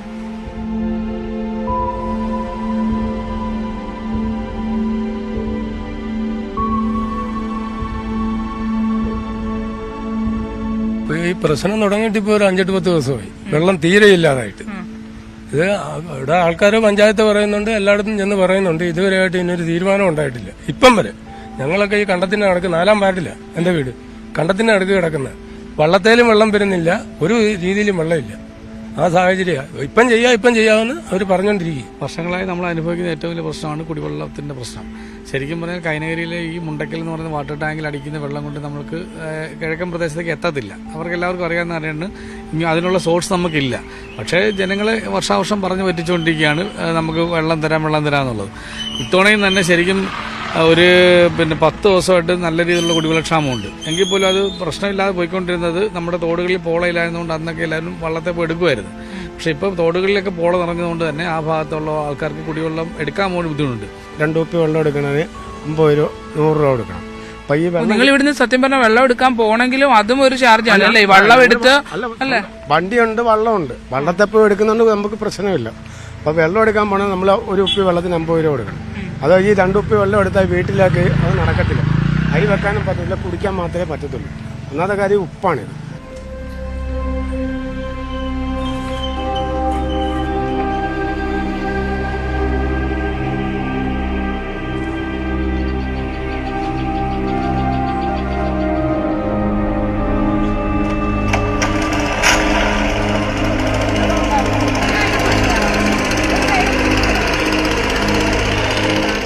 എങ്ങനെയുണ്ട് ഇവിടെ പ്രദേശത്ത് എല്ലാം വെള്ളം കിട്ടുന്നില്ലെന്നാ പറയുന്ന? കിട്ടുന്നില്ല. എത്രാം വാർഡുകാരിയാ? 15-ാം വാർഡ്. എന്നാ അവസ്ഥ എന്താ അവിടെ? അവിടെ വള്ളത്തെ കൊണ്ടിരുന്നില്ല വെള്ളം. ഇടയ്ക്ക് 2 മാസം കൂടി ഞങ്ങളുടെ ഒരു വീട്ടിന് ഒരു ദിവസം കിട്ടിയത്. 2 മാസം കൂടി ഒരു ദിവസം 400 ലിറ്റർ വെള്ളം. പിന്നില്ല വെള്ളം തുടങ്ങിയിട്ട്. പിന്നെ ഉപ്പുവെള്ളം വന്നപ്പം ഒട്ടുമില്ല. പൈപ്പിലും വെള്ളം വരുന്നില്ല, ഞങ്ങൾക്ക് കുടിക്കാനും ഇല്ല. ഉപ്പുവെള്ളമാണ് ഇപ്പൊ ഇവിടെ. ഞങ്ങളൊക്കെ ഇനി വല്ല പടിഞ്ഞാറക്കര എങ്ങാനും പോയി താമസിക്കാൻ പോയി. എല്ലാരും പോവുകയാണല്ലേ? സത്യം പറഞ്ഞാൽ എന്ത് ചെയ്യും? ഞങ്ങൾ എന്ത് ചെയ്യുന്നു? ഞങ്ങൾക്ക് അലക്കണം, കുളിക്കണം. ഇപ്പം തോട്ടിലേക്ക് നല്ലതാണെങ്കിൽ പിന്നെ ഞങ്ങൾ അതെങ്കിലും കോരിയിട്ട് കഞ്ഞി വെച്ച് കുടിക്കുകയോ അല്ലെങ്കിൽ കുളിക്കുകയോ അലക്കുകയോ ഒക്കെ ചെയ്യും. ഇപ്പം ഒന്നിനും ഒന്നും കിട്ടാത്ത ഒരു സാഹചര്യമായി പോയി ഞങ്ങൾക്ക്. ഇപ്പം ഇങ്ങനെ ഇത്രയും നാളുകൾക്കകം ഞങ്ങൾക്ക് ഇപ്പോഴാണ് ഇങ്ങനെ ഒരു ദാരിദ്ര്യം വന്നിരിക്കുന്ന വെള്ളത്തിന്റെ. വെള്ളം ഇല്ലെങ്കിൽ പിന്നെ നമ്മൾ എങ്ങനെ ജീവിക്കും? തോട്ടിലാണ് വെള്ളമില്ല ഇപ്പം. കണ്ടോ, പൈപ്പ് വെള്ളം പിടിച്ചു വെച്ചിരുന്ന ഇപ്പം വെള്ളമില്ല. വേറെ മാർഗമില്ല, നമുക്ക് വെള്ളമില്ല. അത് ആറ്റിലെ വെള്ളം. അത് ഞങ്ങൾ ഒന്നിനും എടുക്കുന്നില്ല, അത് ഉപ്പായതുകൊണ്ട്. കാരണം ദേഹത്തൊഴിച്ച് കഴിയുമ്പോൾ ഞങ്ങൾക്ക് ഭയങ്കര അസ്വസ്ഥതയാണ്.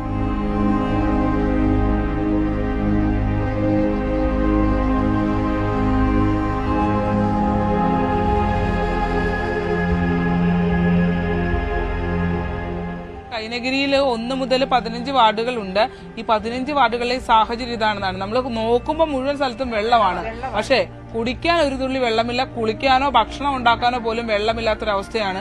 എനിക്ക് തോന്നുന്നു ആലപ്പുഴയിൽ ഏറ്റവും അധികം പണം കൊടുത്ത് വെള്ളം വാങ്ങുന്ന ആളുകളാണ് ഈ കുട്ടനാട്ടിലെ പാവപ്പെട്ടവരെന്നാണ് പറയാൻ കഴിയുക. ക്യാമറമാൻ പ്രശാന്ത് മംഗലശ്ശേരിക്കൊപ്പം കുട്ടനാട് കൈനഗിരിയിൽ നിന്നും ശരണ്യ സ്നേഹജൻ, ന്യൂസ് 18. ഉഷ്ണം കടുത്തതോടെ പാലക്കാട് എയർ കണ്ടീഷൻ അത് റെക്കോർഡ് വിൽപ്പനയിലാണ്. പല ഷോറൂമുകളിലും AC സ്റ്റോക്കില്ല. മാർച്ച് ഏപ്രിൽ മാസങ്ങളിലാണ് AC-യുടെ വിൽപ്പന റെക്കോർഡിലെത്തിയത് എന്ന് കടയുടമകൾ പറയുന്നു. കടുത്ത ഉഷ്ണത്തെയാണ് പാലക്കാട് അഭിമുഖീകരിക്കുന്നത്. അതുകൊണ്ട് തന്നെ എയർ കണ്ടീഷനൊന്നും ഇല്ലാതെ പാലക്കാട് ജീവിക്കാൻ പറ്റാത്ത അവസ്ഥയിലേക്ക് എത്തിയിരിക്കുന്നു. അതുകൊണ്ട് തന്നെ എയർ കണ്ടീഷൻ കടകളിൽ നല്ല തിരക്ക് അനുഭവപ്പെടുന്നുണ്ട്. ആളുകൾ പരമാവധി എയർ കണ്ടീഷൻ വാങ്ങുന്നുണ്ട്. മതിയായ സ്റ്റോക്കില്ലാത്ത ഒരു അവസ്ഥ കൂടി ഇവിടെ നമുക്ക് കാണാൻ കഴിയുന്നുണ്ട്. എന്തായാലും നമുക്ക് ഈ ഇത് വാങ്ങിക്കാൻ വന്ന ആളുകൾ ഇവിടെ കാണാം. അവരുടെ പ്രതികരണത്തിലേക്ക് ഒന്ന് പോയി നോക്കാം. ഈ AC മേടിക്കാൻ വേണ്ടി വന്നതാണ്. അതെ അതെ, നല്ല ചൂടാണല്ലേ? പാലക്കാട് AC ഇല്ലാതെ ജീവിക്കാൻ പറ്റാത്തൊരവസ്ഥ. അതെ അതെ അതെ. ഏതാ നോക്കിയത്? എല്ലാം നോക്കി. ലോയിഡ്, മറ്റേ വോൾട്ടാസ് നോക്കുന്നു. എത്ര നോക്കി? ഓൾറെഡി വീട്ടിൽ 2 AC ഉണ്ട്. ഇപ്പോൾ 3 കൂടി നോക്കണേ, പറ്റുന്നില്ല. AC നോക്കാൻ വേണ്ടി വന്നാണോ? AC നോക്കാൻ വേണ്ടി വന്നാണ്. പിന്നെ AC ഇല്ലാതെ ജീവിക്കാൻ പറ്റാത്ത അവസ്ഥയിലേക്ക് പാലക്കാട് മാറിയില്ലേ? അതെ അതെ, AC ഇല്ലാതെ ജീവിക്കാൻ വളരെ ബുദ്ധിമുട്ടാണ്, വളരെ പ്രയാസത്തിലാണ്. അപ്പോൾ ഒരു മിനിറ്റ് ആണെങ്കിൽ അതിനേക്കാളും കൂടുതലായിട്ട് പവർ കട്ടിങ്, ലോഡ് താങ്ങുന്നില്ലാണ്ട് പവർ കട്ടും ഉണ്ട്. AC നിർബന്ധമായിട്ട് നേരത്തെ AC ഇല്ലായിരുന്നു. എവിടെ വേറെ എക്സ്ട്രാ വാങ്ങിക്കണം. ഇപ്പോൾ ആദ്യമായിട്ട് മേടിക്കണേ. പക്ഷെ ഗൾഫിലായിരുന്നു, അവിടെ AC ഇല്ലാത്ത ജീവിതമാണ്, AC ഉള്ള ജീവിതമൊക്കെ ആയിരുന്നു. ഇവിടെ അതേമാതിരി ആയിക്കൊണ്ടിരിക്കുകയാണ് കേരളം. AC കച്ചവടവുമായി ബന്ധപ്പെട്ടുകൊണ്ട് അജ്മൽ ബിസ്മിയുടെ മാനേജർ കമലേഷ് ഇപ്പോൾ നമ്മോടൊപ്പം ചേരുന്നുണ്ട്. ഇതിന്റെ കച്ചവടം എങ്ങനെയാണ്, ആവശ്യത്തിന് സ്റ്റോക്ക് ഉണ്ടോ ഉൾപ്പെടെയുള്ള കാര്യങ്ങൾ, വിലയുടെ കാര്യങ്ങളെല്ലാം അദ്ദേഹം പറയും. എങ്ങനെയാണ് കച്ചവടം? നന്നായി നടക്കുന്നില്ലേ? നന്നായിട്ട് നടക്കുന്നുണ്ട്. നമുക്ക് പാലക്കാട് നമ്മുടെ അജ്മൽ ബിസ്മിയുടെ ഹിസ്റ്ററിയിലെ ഏറ്റവും വലിയ കച്ചവടമാണ് ഈ സീസണിൽ നടന്നേക്കുന്നത്. അപ്പം കസ്റ്റമേഴ്സ് ഒരുപാട് പേര് വരുന്നുണ്ട്. ഇപ്പോൾ ഡിമാൻഡാണ്, ഹൈലി ഡിമാൻഡാണ് മാർക്കറ്റിൽ. കഴിഞ്ഞ മാസമായിരുന്നോ കൂടുതൽ കച്ചവടം നടന്നു? മാർച്ചിൽ കൂടുതൽ കച്ചവടം ഉണ്ടായിരുന്നു.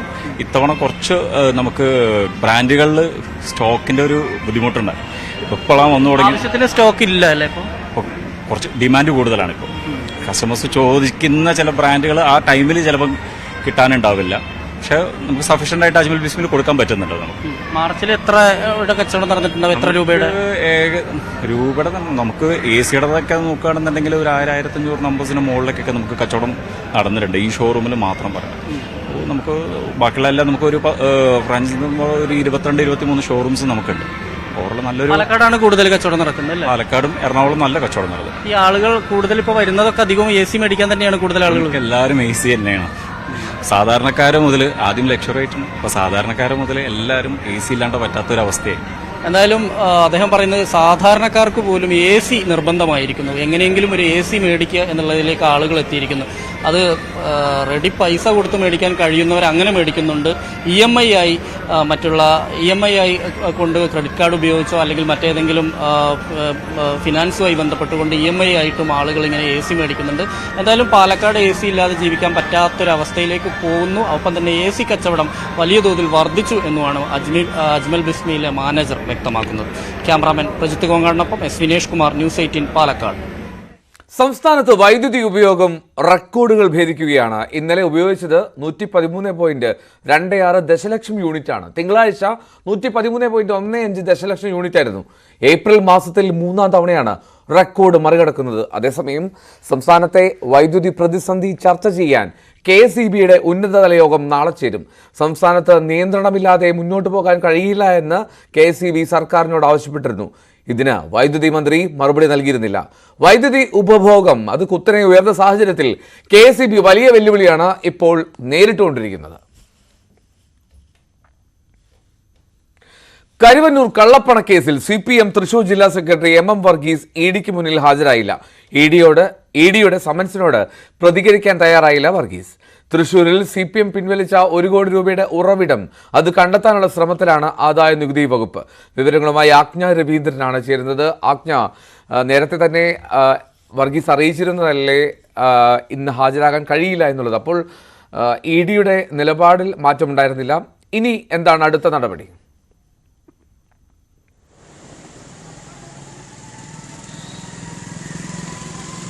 എൽദോ കരുവന്നൂർ ബാങ്ക് ഇടപാടുമായി ബന്ധപ്പെട്ടിട്ടാണ് ED ഹാജരാകാൻ എം വർഗീസിനോട് ആവശ്യപ്പെട്ടിരുന്നത്. ഇത് തുടർച്ചയായി നോട്ടീസ് അയക്കുകയും പലതവണയായി അദ്ദേഹം ഹാജരാകുകയും ചെയ്തിരുന്നു. എന്നാൽ ഇന്ന് ഹാജരാകാനാകില്ല എന്ന് എം വർഗീസ് നേരത്തെ അറിയിച്ചിരുന്നതാണ്. എന്നിരുന്നാലും EDയുടെ നിലപാടിൽ മാറ്റം ഉണ്ടായിരുന്നില്ല എന്ന് തന്നെയാണ് മനസ്സിലാക്കുക. എന്തായാലും അദ്ദേഹം ഇന്ന് ഹാജരായിട്ടില്ല.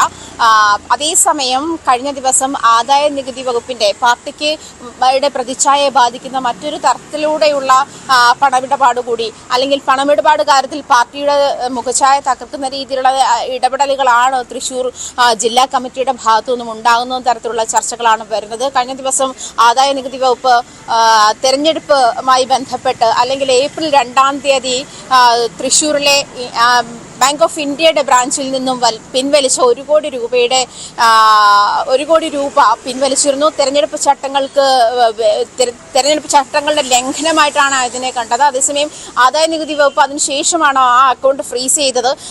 5,10,00,000 രൂപ ആ അക്കൗണ്ടിൽ ഉണ്ട് എന്നാണ് ആദായ നികുതി വകുപ്പ് ആ സമയത്ത് കണ്ടെത്തിയിരുന്നത്. അതേസമയം ഒരുപക്ഷെ ആ പൈസ തിരിച്ചടച്ചാൽ തീർന്ന പ്രശ്നമേ ഉള്ളൂ, വിവാദമേ ഉള്ളൂ എന്നായിരിക്കാം എം വർഗീസ് അല്ലെങ്കിൽ ജില്ലാ നേതൃത്വം വിചാരിച്ചിട്ടുണ്ടാവുക. ഇതിൽ നിയമോപദേശം തേടിയിരുന്നു എന്നാണ് ജില്ലാ നേതാക്കൾ വ്യക്തമാക്കുന്നത്. പക്ഷേ ഫ്രീസ് ചെയ്ത ഒരു അക്കൗണ്ടിലേക്ക്, പ്രത്യേകിച്ച് ആദായ നികുതി വകുപ്പ് ഫ്രീസ് ചെയ്ത ഒരു അക്കൗണ്ടിലേക്ക് അവരുടെ അനുമതി ഇല്ലാതെ പണം തിരിച്ചടയ്ക്കാനാകില്ല എന്നൊരു സാധ്യത കൂടിയുണ്ട്. ഇത് മനസ്സിലാക്കാതെയാണ് എം വർഗീസ് ഇന്നലെ പണം തിരിച്ചടയ്ക്കാൻ എത്തിയത് എന്നാണ് മനസ്സിലാക്കുന്നത്. അതേസമയം ബാങ്കിൽ നിന്നും ആദായ നികുതി ഇൻകം ടാക്സിനെ അറിയിക്കുകയും അതേ തുടർന്ന് അവർ എത്തുകയും ഈ പണം അവരുടെ കൈക്കലാക്കിയ ശേഷം, അല്ലെങ്കിൽ അവരുടെ അണ്ടർ കസ്റ്റഡിയിലാക്കിയ ശേഷമാണ് പണം അക്കൗണ്ടിലേക്ക് നിക്ഷേപിച്ചതെന്നാണ് മനസ്സിലാക്കാൻ കഴിയുന്നത്. CPMന്റെ പേരിലുള്ള ഈ അക്കൗണ്ടിൽ KYC ഉൾപ്പെടെയുള്ള കാര്യങ്ങൾ പൂർണ്ണമല്ലെന്നും, അതേപോലും ആദായ നികുതി വകുപ്പിന്റെ മറ്റ് രേഖകളിലൊന്നും ഈ അക്കൗണ്ടിന്റെ ഡീറ്റെയിൽസ് തന്നിട്ടില്ല എന്നുമാണ് വ്യക്തമാക്കുന്നത്. മറ്റൊരു അക്കൗണ്ട് കൂടി 10 കോടി രൂപയോളം നിക്ഷേപമുള്ള മറ്റൊരു അക്കൗണ്ട് കൂടി ഇവിടെ ഉണ്ട് എന്നുമാണ് ആദായ നികുതി വകുപ്പിന്റെ വെളിപ്പെടുത്തൽ. ഏതായാലും കരുവന്നൂർ ബാങ്ക് പണമിടപാടിന് പിന്നാലെ ഈ ഒരു പ്രശ്നം കൂടി പാർട്ടിയെ, പ്രത്യേകിച്ചും പണമിടപാടുമായി ബന്ധപ്പെട്ട ഈ ഒരു പ്രശ്നം കൂടി CPMനെ കൂടുതൽ പ്രതിരോധത്തിലാക്കിയിരിക്കുന്നു എന്ന് വേണം മനസ്സിലാക്കാൻ. എൽദോ. ഓക്കെ, അഗ്നിയാണ് വിവരങ്ങൾ നൽകിയത് കൊച്ചിയിൽ നിന്ന്. എന്നാലും EDക്ക് മുന്നിൽ എം വർഗീസ് ഹാജരായില്ല ഇന്ന്. കോഴിക്കോട് കമ്മീഷണർ ഓഫീസിന് മുന്നിൽ സമരം ചെയ്യുന്ന അതിജീവിതയെ തലകറങ്ങിയതിനെ തുടർന്ന് ആശുപത്രിയിലേക്ക് മാറ്റി.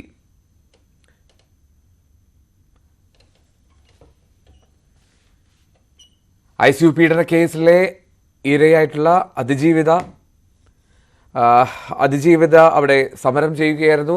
അവിടെ സമരത്തിനിടെയാണ് തലകറങ്ങി വീഴുന്ന സാഹചര്യം ഉണ്ടായത് എന്ന് മനസ്സിലാക്കാൻ കഴിയുന്നു. എന്നാലും കോഴിക്കോട് കമ്മീഷണർ ഓഫീസിന് മുന്നിൽ നടന്ന സമരം, ആ സമരത്തിൽ മുന്നിൽ നിന്നിരുന്ന അതിജീവിത തലകറങ്ങിയതിനെ തുടർന്നാണ് ആശുപത്രിയിലേക്ക് മാറ്റിയത്. അനീഷ് ചേരുമെന്ന് കരുതാം പിന്നീട്. അമേഠിയിലും റായ്ബറേലിയിലും ഇനിയും സ്ഥാനാർത്ഥിയെ പ്രഖ്യാപിക്കാതെ കോൺഗ്രസ്. മത്സരിക്കാനില്ല എന്ന നിലപാടിൽ ഉറച്ചു നിൽക്കുകയാണ് രാഹുൽ ഗാന്ധിയും പ്രിയങ്ക ഗാന്ധിയും. ഒരാളെയെങ്കിലും മത്സരരംഗത്ത് ഇറക്കാനുള്ള നീക്കങ്ങൾ കോൺഗ്രസ് ക്യാമ്പിൽ സജീവമായി തുടരുകയാണ്.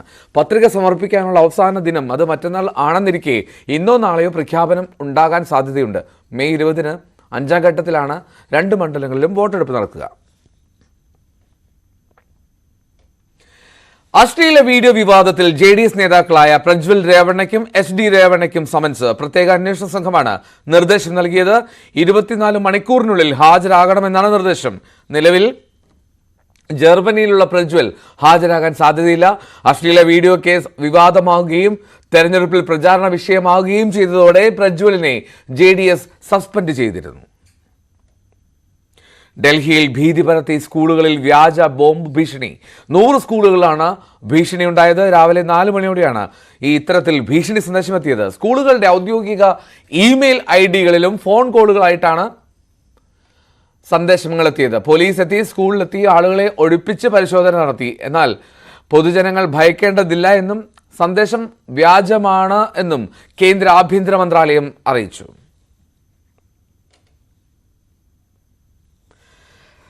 2020 ക്രിക്കറ്റ് ടീമിൽ ലോകകപ്പ് ടീമിൽ സഞ്ജു സാംസനെ എടുത്തതിൽ വിചിത്രവാദവുമായി ഒരു BJP നേതാവ്. സംഘടനാ ചുമതലയുള്ള ജനറൽ സെക്രട്ടറി സുഭാഷ് ഇടപെട്ടാണ് സഞ്ജുവിന് ടീമിൽ എടുത്തത് എന്നാണ് BJP നേതാവിന്റെ അവകാശവാദം. BJP മീഡിയ പാനലിസ്റ്റ് അംഗം ജോമോൻ ചക്കാലക്കാണ് ഇത്തരത്തിലൊരു അവകാശവാദവുമായി രംഗത്തെത്തിയിരിക്കുന്നത്. ആർക്കെങ്കിലുമൊക്കെ എന്തെങ്കിലുമൊക്കെ നേട്ടമുണ്ടാകുമ്പോൾ അവകാശവാദവുമായി കേരളത്തിലെ രാഷ്ട്രീയ പാർട്ടികൾ വരുന്നത് ആദ്യ സംഭവമല്ല. അത് പുതിയ വാർത്തയോ പുതിയ അനുഭവമോ കേരളത്തിന് ഉള്ളതല്ല. പക്ഷേ ഒരു BJP നേതാവ്, കേരളത്തിലെ BJPയുടെ മീഡിയ സെല്ലിലുള്ള മീഡിയ പാനലിസ്റ്റ് മെമ്പറായ ജോമോൻ ചക്കാലക്കിന്റെ ഒരു ഫേസ്ബുക്ക് പോസ്റ്റാണ് ഇപ്പോഴത്തെ ഒരു പുതിയ ചർച്ചാ വിഷയം. അതിന് കാരണം അദ്ദേഹം പറയുന്നത്, മലയാളികൾ കഴിഞ്ഞ ഏറെ നാളുകളായി ആഗ്രഹിച്ചതാണ് സഞ്ജു സാംസൺ എന്ന കേരളത്തിന്റെ ഐക്കൺ ക്രിക്കറ്റർ, അദ്ദേഹം ഇന്ത്യൻ ടീമിൽ കളിക്കുക, തുടർച്ചയായി കളിക്കുക, ലോകകപ്പിൽ ടീമിൽ വരിക എന്നുള്ളതൊക്കെ. ആ ടീം പ്രവേശനത്തിന് പോലും BJPയുടെ ഒരു നേതാവ് ഇടപെട്ടു. അദ്ദേഹം ഇടപെട്ടത് കൊണ്ടാണ് സഞ്ജു സാംസന് ഇന്ത്യൻ ടീമിൽ ലോകകപ്പ് സ്ക്വാഡിൽ അവസരം ലഭിച്ചതെന്നാണ് BJPയുടെ ഈ നേതാവ് ജോമോൻ ചക്കാലക്കൽ അവകാശവാദവുമായി രംഗത്ത് വന്നത്. അദ്ദേഹത്തിന്റെ ഫേസ്ബുക്ക് പോസ്റ്റ് വളരെ രസകരമായ കൗതുകരമായ ഈ ഒരു അവകാശവാദമുണ്ട്. അത് ഇങ്ങനെയാണ് അദ്ദേഹം പറയുന്നത്. BJPയുടെ കേരള ഘടകത്തിന്റെ സംഘടനാ ചുമതലയുള്ള ജനറൽ സെക്രട്ടറി സുഭാഷ് ജി എല്ലാ കാര്യങ്ങളിലും നേരിട്ട് അമിത്ഷായുമായും അതുപോലെ മോദിജിയുമായും ഒക്കെ നേരിട്ട് സംസാരിക്കാൻ കഴിവുള്ള, അതിന് സ്വാതന്ത്ര്യമുള്ള നേതാവാണ്. അദ്ദേഹത്തിന്റെ കൂടെ നേരിട്ട് ഇടപെടുന്നവർക്ക് അക്കാര്യമല്ല. പക്ഷെ അതിന്റെ ഒന്നും അഹങ്കാരമോ അതിന്റെ ഒന്നും അത് വലിയ സംഭവമാണെന്ന് അദ്ദേഹം ഒരിക്കലും ധരിക്കാറുമില്ല. പക്ഷേ ഇവിടെ ഈ ഒരു മീറ്റിംഗ് കഴിഞ്ഞ മാസം എപ്പോഴോ തിരുവനന്തപുരത്ത് നടന്ന മീറ്റിംഗിൽ സുഭാഷ് ജി പങ്കെടുത്ത മീറ്റിംഗിൽ ഇദ്ദേഹം തന്നെ നമ്മുടെ ഈ ഫേസ്ബുക്ക് പോസ്റ്റ് ഇട്ട ജോമോൻ ചക്കാലക്കൽ തന്നെ അദ്ദേഹത്തിന് ആവശ്യപ്പെട്ടു. കേരളത്തിന്റെ ഐക്കൺ താരമാണ് സഞ്ജു സാംസൺ, അദ്ദേഹത്തെ നിരന്തരം ഇന്ത്യൻ ടീമിൽ തഴയുന്നു. അത് ഇദ്ദേഹം ഈ മീറ്റിംഗിൽ പറയുന്നത് കേട്ട് സുഭാഷ് ജി വളരെ ശ്രദ്ധയോടുകൂടി നോട്ട് ചെയ്തു. സുഭാഷ് ജി നോട്ട് ചെയ്താൽ കാര്യം നടക്കുമെന്നാണ് പൊതുവിൽ സംസാരം. അങ്ങനെ സുഭാഷ് ജി നോട്ട് ചെയ്ത് കാര്യങ്ങൾ അവതരിപ്പിച്ചതിന്റെ ഫലമാണ് സഞ്ജു വി സാംസനെ ഇന്നലെ BCCI ടീം പ്രഖ്യാപിക്കുമ്പോൾ ഇന്ത്യൻ T20 ടീമിൽ, ലോകകപ്പിനുള്ള ഇന്ത്യൻ T20 ടീമിൽ ഉൾപ്പെടുത്തിയതെന്ന അവകാശവാദമാണ് ഇദ്ദേഹം ഉന്നയിക്കുന്നത്. നമുക്കറിയാം, സാധാരണ ആരും അത്ര എളുപ്പമൊന്നും പറയാൻ കഴിയുന്ന ഒരു കാര്യമാണ് അദ്ദേഹം പറയാൻ ധൈര്യപ്പെടാത്തൊരു അവകാശവാദമാണ്. ഇദ്ദേഹം സുഭാഷ് നോട്ട് ചെയ്തപ്പോൾ തന്നെ സഞ്ജു സാംസൺ 15 ടീമിലുണ്ട് എന്ന് ഇദ്ദേഹം ജോമോൻ ചക്കാലക്ക് ഉറപ്പിച്ചു എന്നാണ് പറയുന്നത്. വളരെ രസകരവും വളരെ കൗതുകകരവുമായ ഒരു അവകാശവാദമാണ്. ഇനി ലോകകപ്പ് ക്രിക്കറ്റ് വരാനിരിക്കുന്നു. സഞ്ജു സാംസൺ എന്തായാലും ടീമിൽ കളിക്കും. സഞ്ജു അടിക്കുന്ന ഓരോ ബൗണ്ടറിക്കും ഓരോ സിക്സറിനും ഇതുപോലെ ആരെങ്കിലും അവകാശവാദം വരുമോ എന്ന് കണ്ടറിയണം. അങ്ങനെ എട്ടുകാലി മമ്മൂഞ്ഞ് സിൻഡ്രോം ഉള്ളവർ സഞ്ജുവിന്റെ ഈ ക്രിക്കറ്റ് രംഗത്തെ ഓരോ നേട്ടത്തിനും അവകാശവാദം ഉന്നയിക്കുമോ എന്ന് തന്നെ കാത്തിരുന്നു കാണേണ്ടി വരും. VV അരുണിന്റെ റിപ്പോർട്ട്. ഗരുഡ പ്രീമിയം എന്ന് പേരുമാറ്റി നവകേരള ബസ് യാത്രയ്ക്കൊരുങ്ങുകയാണ്. മെയ് 5 രാവിലെ കോഴിക്കോട് നിന്ന് ബംഗളൂരുവിലേക്കാണ് ആദ്യ യാത്ര. 1171 രൂപ ടിക്കറ്റ് നിരക്കുള്ള ബസ്സിൽ കാര്യമായ രൂപമാറ്റം വരുത്തിയിട്ടില്ല. മാസങ്ങൾക്ക് മുമ്പ് കേരളം ഏറെ ആകാംക്ഷയോടെ അത്ഭുതത്തോടെ കാണാൻ കാത്തിരുന്ന ഒരു ബസ്സാണ് എന്റെ പിന്നിലുള്ളത്. നവകേരള ബസ് എന്ന് പ്രശസ്തമായ മുഖ്യമന്ത്രിയും മന്ത്രിമാരും കാസർഗോഡ് മുതൽ തിരുവനന്തപുരം വരെ സഞ്ചരിച്ച ബസ്. ആ ബസ് ഇപ്പോൾ സാധാരണക്കാർക്ക്, ജനങ്ങൾക്ക് ഉപയോഗിക്കാൻ തക്ക വിധത്തിൽ ചെറിയ രൂപമാറ്റമൊക്കെ വരുത്തി സർവീസ് തുടങ്ങുകയാണ്. കോഴിക്കോട് ബംഗളൂരു റൂട്ടിലാണ് ബസ് സർവീസ് നടത്തുക. ഇവിടെ ഈ ഏറ്റവും വിവാദമായ ഒന്ന് ഇതിലെ ലിഫ്റ്റായിരുന്നു. ഈ ബസ്സിനുള്ളിൽ കയറാൻ ഉപയോഗിക്കുന്ന ലിഫ്റ്റായിരുന്നു. മുഖ്യമന്ത്രിക്ക് മറ്റും കയറാനായി ലിഫ്റ്റ് ഉണ്ട് എന്ന തരത്തിലുള്ള വാർത്തകളുണ്ടായിരുന്നു. ആ ലിഫ്റ്റിലാണ് ഞാനുള്ളത്. ആ ലിഫ്റ്റിൽ ഇങ്ങനെ മുകളിലേക്ക് കയറി ആണ് മുഖ്യമന്ത്രിയും മന്ത്രിമാരുമൊക്കെ, പ്രത്യേകിച്ച് മുഖ്യമന്ത്രിയാണ് പ്രധാനമായും ലിഫ്റ്റിലൂടെ ഉള്ളിലേക്ക് കയറിയിരുന്നത്. ആ ലിഫ്റ്റും ഇപ്പോൾ അതേപടി ഈ ബസ്സിൽ നിലനിർത്തിയിട്ടുണ്ട്. ഇനി ബസ്സിന്റെ ഉള്ളിലെ കാഴ്ചകളിലേക്കും പോകാം. ബസ്സിൽ വലിയ രൂപമാറ്റമൊന്നും വരുത്തിയിട്ടില്ല. മുഖ്യമന്ത്രിക്ക് ഇരിക്കാൻ ഒരു പ്രത്യേക കസേര ഉണ്ടായിരുന്നു. ആ കസേര ഇവിടെ നിന്ന് മാറ്റിയിട്ടുണ്ട്. ലിഫ്റ്റ് അതുപോലെ തന്നെ നിലനിർത്തി. മറ്റ് കാര്യമായ മാറ്റങ്ങളൊന്നും വരുത്തിയിട്ടില്ല. 26 പുഷ് ബാക്ക് സീറ്റുകളാണ് ഈ ബസ്സിലുള്ളത്. ഈ ലിഫ്റ്റ് പ്രധാനമായി ഉപയോഗിക്കുന്നത് ഫുട്ബോർഡ് ഉപയോഗിക്കാൻ കഴിയാത്ത ഭിന്നശേഷിക്കാർ, മുതിർന്ന പൌരന്മാർ എന്നിവർക്ക് ബസ്സിലേക്ക് കയറാനുള്ള സൌകര്യത്തിനായി ഈ ഹൈഡ്രോളിക് ലിഫ്റ്റ് സംവിധാനം ബസ്സിൽ തുടർന്നും ഉപയോഗിക്കാം. ഈ കോഴിക്കോട് ബംഗളൂരു യാത്രയിലും ഈ ലിഫ്റ്റ് ഉപയോഗിക്കും. ആ ലിഫ്റ്റിൽ ആളുകൾക്ക് ഇങ്ങനെ കയറിപ്പോകാനാകാം. മറ്റ് പ്രധാനപ്പെട്ട മാറ്റങ്ങളൊന്നും ഈ ബസ്സിൽ ഉണ്ടായിട്ടില്ല. മുഖ്യമന്ത്രി ഇരുന്നത് ഇവിടെയാണ്, ഈ ഭാഗത്താണ്. അവിടെ ആ സീറ്റ് മാറ്റി കുറച്ചുകൂടി റിവോൾവിംഗ് ആയ ഒരു ചെയറാണ് അവിടെ ഉണ്ടായത്. മാറ്റി സാധാരണ മറ്റ് സീറ്റുകൾ പോലെയുള്ള സീറ്റാക്കിയിട്ടുണ്ട്. മുന്നിൽ മുഖ്യമന്ത്രിയുടെ സീറ്റിന് മുന്നിൽ ഒരു സീറ്റ് കൂടി പുതുതായി ഘടിപ്പിച്ചിട്ടുണ്ട്. ബാക്കി 26 പുഷ് ബാക്ക് സീറ്റുകൾ ഈ ബസ്സിൽ ഉണ്ടാകും. ആ രീതിയിലാണ് ക്രമീകരിച്ചിരിക്കുന്നത്. ആ യാത്രക്കിടയ്ക്ക് ഏതെങ്കിലും വിനോദത്തിനും ദീർഘദൂര യാത്ര, അതുകൊണ്ട് തന്നെ വിനോദത്തിനും പാട്ട് കേൾക്കാനുള്ള സംവിധാനവും ഒക്കെയുണ്ട്. ഇവിടെ സ്പീക്കറുകളും അതുപോലെ തന്നെ ടിവിയും ഒക്കെ സജ്ജീകരിച്ചിട്ടുണ്ട്. ആളുകൾക്ക് പാട്ട് കേൾക്കാം. അതുപോലെ തന്നെ TV കാണാനുള്ള സംവിധാനങ്ങളും ഒക്കെ അതേപടി ഇവിടെ നിർത്തിയിട്ടുണ്ട്. മുഖ്യമന്ത്രി മന്ത്രിമാർ സഞ്ചരിക്കുമ്പോഴും അതുതന്നെയായിരുന്നു ഈ ബസ്സിലെ കാഴ്ചകൾ. ഈ സീറ്റ് കടന്ന് മുന്നോട്ട് പോയാൽ ഒരു വാഷ്റൂം ഉണ്ടായിരുന്നു. നേരത്തെ മുഖ്യമന്ത്രി മന്ത്രി യാത്ര ചെയ്യുമ്പോഴും ഉണ്ടായിരുന്ന വാഷ്റൂം ഇതിന്റെ പിറകുവശത്ത്, ഇതിന്റെ പിറകിലെ വാതിൽ തുറന്നു കയറിയാൽ ആ വാഷ്റൂമിലേക്ക് പോകാവുന്ന തരത്തിലാണ് സജ്ജീകരണം. ദീർഘദൂര യാത്രയായതുകൊണ്ട് തന്നെ ആളുകൾക്ക് സ്വാഭാവികമായും അത് വലിയൊരു അനുഗ്രഹമായി തീരും. മുഖ്യമന്ത്രിക്ക് മന്ത്രിമാർക്ക് മാത്രമല്ല, അത്തരത്തിൽ ഈ യാത്ര ചെയ്യുന്നവർക്കും ഇത്തരം ആവശ്യങ്ങളൊക്കെ ഉണ്ട്. വാഷ്റൂമൊക്കെ ഇപ്പൊ അതേപോലെ തന്നെ ഇവിടെ സജ്ജീകരിച്ചിട്ടുണ്ട്.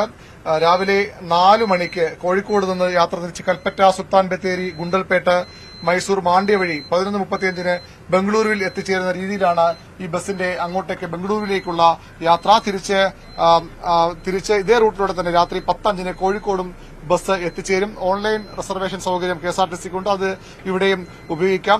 ബസ് യാത്ര തുടങ്ങുകയാണ്. നവകേരള ബസിന്റെ യാത്ര പോലെ തന്നെ ഈ യാത്രയെ വലിയ പ്രതീക്ഷയോടെ ആളുകൾ കാണുന്നു. കാരണം അന്ന് വലിയ വിവാദത്തോടു കൂടിയാണ് ഈ ബസ് ബംഗളൂരുവിൽ നിന്ന് കാസർഗോഡേക്ക് എത്തിച്ചത്. കാസർഗോഡ് ഗസ്റ്റ് ഹൌസിന് മുന്നിൽ ആ ബസ് എത്തുന്ന കാണാൻ വലിയ ജനക്കൂട്ടമായിരുന്നു. ആർഭാട ബസ് എന്ന തരത്തിലുള്ള പ്രചരണം ആദ്യഘട്ടങ്ങളിലുണ്ട്. അങ്ങനെയല്ല, സാധാരണ ഒരു ലക്ഷറി ബസ് ഉണ്ടാകുന്ന സൗകര്യം മാത്രമേ ഉള്ളൂ എന്ന് പിന്നീട് മനസ്സിലായി. ഏതായാലും ഈ ബസ് ഇന്ന് യാത്ര തുടരുകയാണ്. മുഖ്യമന്ത്രിയും മന്ത്രിമാരുമായല്ല, ഇന്ന് ഇവിടെ നിന്ന് ഈ പാപ്പനംകോട്ടെ KSRTCയുടെ സെൻട്രൽ ഡിപ്പോയിൽ നിന്ന് കോഴിക്കോട്ടേക്ക് യാത്ര ആരംഭിക്കും ഈ ബസ്. അതിനുശേഷം കോഴിക്കോട് നിന്ന് ബംഗളൂരുവിലേക്ക് സ്ഥിര യാത്രയും ഉണ്ടാകും. ഏതായാലും നവകേരള ബസ് യാത്രക്കാർക്ക്, സാധാരണക്കാർക്ക് കൂടി, കേരള ജനതയ്ക്ക് കൂടി ഉപകരിക്കുന്ന ഒന്നായി മാറുകയാണ്. ഇതോടുകൂടി ഇതുമായി ബന്ധപ്പെട്ട കണക്കൊക്കെ നേരത്തെ വന്നതാണ്. വലിയ നഷ്ടമുണ്ടാകുമെന്ന ആശങ്കയൊക്കെ, ആ നഷ്ടമല്ല, ഇപ്പോൾ KSRTCക്ക് ഒരു സമ്പത്തായി തന്നെ ഈ ബസ് മാറുമെന്നാണ് KSRTC അധികൃതരുടെയും സർക്കാരിന്റെയും ഒക്കെ പ്രതീക്ഷ. കോഴിക്കോട് ബംഗളൂരു റൂട്ടിൽ സർവീസ് നടത്താനൊരുങ്ങുന്ന ബസ്സിൽ നിന്നും അരുൺ പാലോടിനൊപ്പം VV Arun, news 18 Thiruvananthapuram.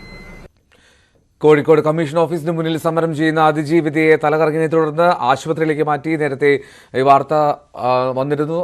MS Aneesh Kumar ചേരുന്നുണ്ട് വിവരങ്ങളുമായി. അനീഷ്, എന്താണ് സംഭവിച്ചത്? അതിജീവിത കഴിഞ്ഞ ഏതാനും ദിവസങ്ങളായി കോഴിക്കോട് കമ്മീഷൻ ഓഫീസിന് മുന്നിൽ സമരം നടത്തുകയാണ്. നേരത്തെ ആദ്യഘട്ടത്തിൽ സമരം നടത്തിയതിനെ തുടർന്ന് മുഖ്യമന്ത്രി ഇടപെടുകയും IG ഈ വിഷയത്തിൽ ഇടപെടാമെന്ന് ഉറപ്പ് നൽകുകയും ഈ അന്വേഷണ റിപ്പോർട്ട് നൽകാമെന്ന് പറയുകയും ചെയ്തിരുന്നു. എന്നാൽ അത് നൽകാത്ത സാഹചര്യത്തിലാണ് വീണ്ടും രണ്ടാം ഘട്ട സമരം ആരംഭിച്ചത്. നമുക്കറിയാം, ഉഷ്ണതരംഗത്തിന്റെ പിടിയിലാണ് പല നഗരങ്ങളും. കനത്ത ചൂടാണ് കോഴിക്കോട് നഗരത്തിലടക്കമുള്ളത്. ആ സമയത്താണ് മാനാഞ്ചിറയ്ക്ക് എതിർവശം കമ്മീഷൻ ഓഫീസിന് മുന്നിൽ മണിക്കൂറുകളായി രാവിലെ മുതൽ ഈ അതിജീവിത സമരം നടത്തുന്നത്. എന്തായാലും ആ കടുത്ത ചൂടിൽ ഒരു ബോധക്ഷയമുണ്ടായി എന്നാണ് നമുക്ക് മനസ്സിലാക്കാൻ കഴിയുന്നത്. ഇതേ തുടർന്ന് ഇവരെ കോട്ടപ്പറമ്പിലെ ആശുപത്രിയിലേക്ക് പ്രവേശിപ്പിച്ചിരിക്കുന്നു. ഇവരുടെ രക്തസമ്മർദ്ദ നിരക്ക് താഴ്ന്ന നിലയിലാണ് എന്ന് ആശുപത്രിയിൽ നിന്ന് അറിയിച്ചിരുന്നു. എന്തായാലും കാഷ്വാലിറ്റിയിൽ പ്രവേശിച്ചിരിക്കുന്ന ഇവരെ രക്തപരിശോധനയ്ക്ക് ശേഷം ബീച്ച് ആശുപത്രിയിലേക്ക് മാറ്റും എന്നാണ് അറിയിച്ചിരിക്കുന്നത്. എൽദോ, ശരി. ICU പീഡന കേസിൽ അതിജീവിത ഇപ്പോൾ തലകറങ്ങിയതിനെ തുടർന്ന് ആശുപത്രിയിലേക്ക് മാറ്റി എന്നുള്ള വിവരമാണ് MS അനീഷ് കുമാർ പങ്കുവയ്ക്കുന്നത് കോഴിക്കോട് നിന്ന്. ഉമ്മൻചാണ്ടിയുടെ ചികിത്സാ വിവാദം വീണ്ടും ചർച്ചയാക്കി ചാണ്ടി ഉമ്മൻ. ആരോഗ്യത്തിന് ദോഷം വരാതിരിക്കാനാണ് ഉമ്മൻചാണ്ടിക്ക് കോവിഡ് വാക്സിൻ നൽകാതിരുന്നത് എന്നാണ് ചാണ്ടി ഉമ്മന്റെ വിശദീകരണം. വാക്സിൻ പാർശ്വഫലവുമായി ബന്ധപ്പെട്ട വാർത്തകൾക്കിടെയാണ് ചാണ്ടി ഉമ്മൻ ഇത്തരത്തിൽ പ്രതികരിച്ചത്. എന്റെ പിതാവിന്റെ ആരോഗ്യവുമായി ബന്ധപ്പെട്ട് അദ്ദേഹത്തിന് ചികിത്സ നൽകുന്നില്ല എന്ന് പറഞ്ഞാണ് ഒത്തിരി വാർത്തകൾ ഇവിടെ പഠിച്ചുവിടുകയുണ്ടായി. അതിനകത്ത് ഒരാക്ഷേപം അദ്ദേഹത്തിന് ഞാൻ വാക്സിൻ കൊടുത്തിരുന്നില്ല എന്നുള്ളതാണ്. പക്ഷേ എന്തു വേണമെങ്കിലും ആയിക്കോട്ടെ, ഇന്നലത്തെ വാർത്തയുടെ അടിസ്ഥാനത്തിലാണെങ്കിലും അല്ലേലും അദ്ദേഹത്തിന് നന്മ മാത്രമാണ് നമ്മളെപ്പോഴും ഉദ്ദേശിച്ചിരുന്നത്. പക്ഷേ തുടർന്നും എൻ്റെ പിതാവിൻ്റെ മരണത്തെക്കുറിച്ച് ആക്ഷേപം ഉന്നയിക്കുന്ന സാഹചര്യത്തിൽ നിങ്ങൾക്കറിയാം, പല സ്ഥലത്തും വന്ന് അദ്ദേഹത്തിന് മരുന്ന് കൊടുത്തില്ല എന്നും ട്രീറ്റ്മെന്റ് കൊടുത്തില്ല എന്നുള്ള ആക്ഷേപം തുടരുന്ന സാഹചര്യത്തിലാണ് ഞാൻ ഈ വീഡിയോ ഇടാൻ കാരണം.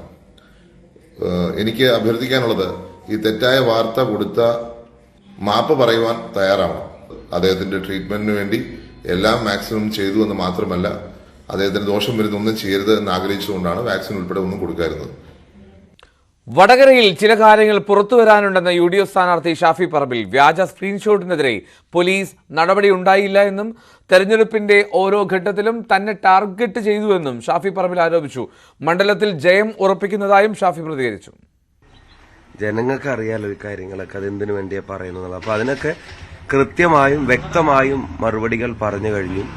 പാനൂരിൽ പൊട്ടിയ ബോംബും അതിനുശേഷം ഉണ്ടാക്കിയ പല നുണബോംബുകളും അത് പൊട്ടിക്കഴിഞ്ഞിരിക്കുകയാണ്. ഞാൻ ഇനി അതിലേക്ക് കൂടുതൽ കടക്കുന്നില്ല. കാരണം അതിന്റെ ഉൾപ്പെടെയുള്ള കാര്യങ്ങൾക്ക് വടകരയിലെ ജനങ്ങൾ വിധി എഴുതി കഴിഞ്ഞു എന്ന് തന്നെയാണ് എന്റെ വിശ്വാസം.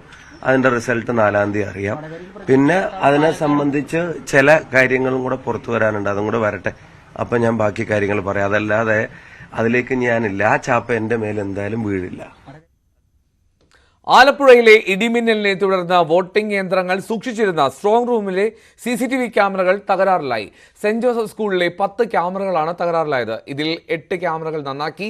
വോട്ടിംഗ് യന്ത്രങ്ങളുടെ സുരക്ഷ സംബന്ധിച്ച് UDF സ്ഥാനാർത്ഥി KC വേണുഗോപാൽ ജില്ലാ കളക്ടർക്ക് പരാതി നൽകി.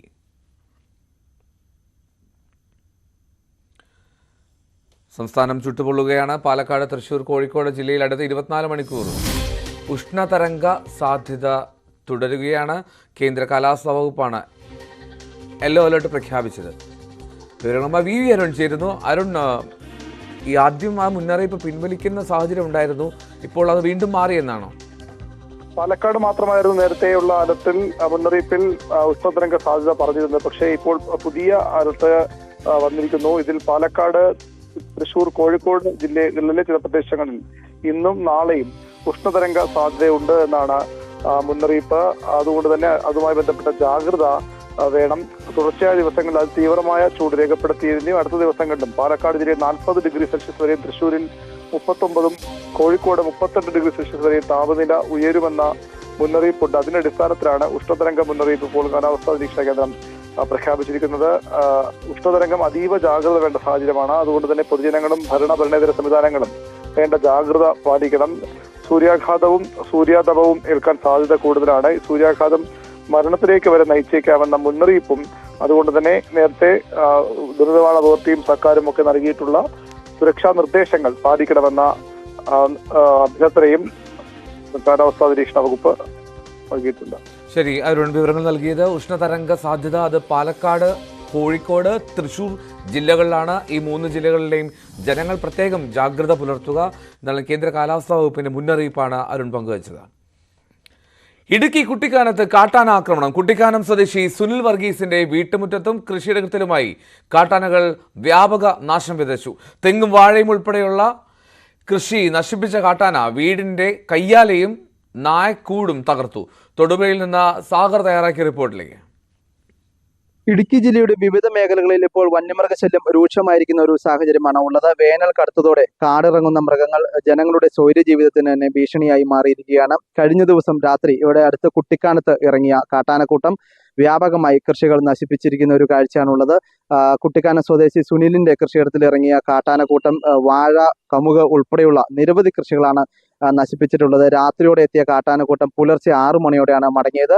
ഇവിടെ കാട്ടാന എത്തി എന്നൊരു വിവരം സുനിലിന് ലഭിച്ചതിനെ തുടർന്ന് ഇവർ ബന്ധുവീടിലേക്ക് മാറി താമസിക്കുകയായിരുന്നു. ഈ പ്രദേശത്ത് 2 കൊമ്പനാനയും 1 പിടിയാനയും ഉൾപ്പെടെയുള്ള സംഘം ദിവസങ്ങളായി ഈ മേഖലയിൽ കറങ്ങുന്നുണ്ടെന്നാണ് നാട്ടുകാർ പറയുന്നത്. ഇതുപോലെ തന്നെ ജില്ലയുടെ മറ്റു മേഖലകളിലും വ്യാപകമായി ഈ കാട്ടാനകൾ ഉൾപ്പെടെ വ്യാപകമായി ഇറങ്ങി കൃഷിയും മറ്റും നശിപ്പിക്കുന്ന ഒരു സാഹചര്യമുണ്ട്. കഴിഞ്ഞ ദിവസം തൊടുപുഴയിൽ പുലി ഇറങ്ങിയ ഒരു സമാന ഒരു സംഭവം ഉണ്ടായി. ഈ പുലിയെ പിടികൂടുവാൻ ഉൾപ്പെടെയുള്ള കൂടുകളും മറ്റും സ്ഥാപിച്ചെങ്കിലും ഇതുവരെ ഈ പ്രദേശത്ത് പുലി കുടുങ്ങിയിട്ടില്ല. ഇത്തരത്തിൽ ജില്ലയുടെ വിവിധ മേഖലകളിൽ കാട്ടാനയും പുലിയും ഉൾപ്പെടെയുള്ള വന്യമൃഗങ്ങൾ ജനങ്ങളുടെ സ്വൈര്യ ജീവിതത്തിന് ഭീഷണി സൃഷ്ടിച്ചിരിക്കുകയാണ്. ഈരാറ്റുപേട്ടയിലെ സഹകരണ ബാങ്ക് തട്ടിപ്പിൽ സമാനതകളില്ലാത്ത പ്രതിസന്ധിയാണ് നിക്ഷേപകർ അനുഭവിക്കുന്നത്. മുഖ്യമന്ത്രിയുടെ നവകേരള സദസ്സിൽ പരാതി നൽകിയെങ്കിലും തട്ടിപ്പിനെതിരെ ഒരു നടപടിയും സ്വീകരിച്ചില്ല. പോലീസിന് നൽകിയ പരാതിയിലും ഒരു FIR പോലും രജിസ്റ്റർ ചെയ്യാൻ തയ്യാറായില്ല. ആകെ സമ്പാദ്യമായിട്ടുണ്ടായിരുന്ന 37 ലക്ഷം രൂപ നഷ്ടപ്പെട്ടതോടെ ജീവിതം പ്രതിസന്ധിയിലായിരിക്കുകയാണ് നിക്ഷേപകരിൽ ഒരാളായിട്ടുള്ള ലോസൻ.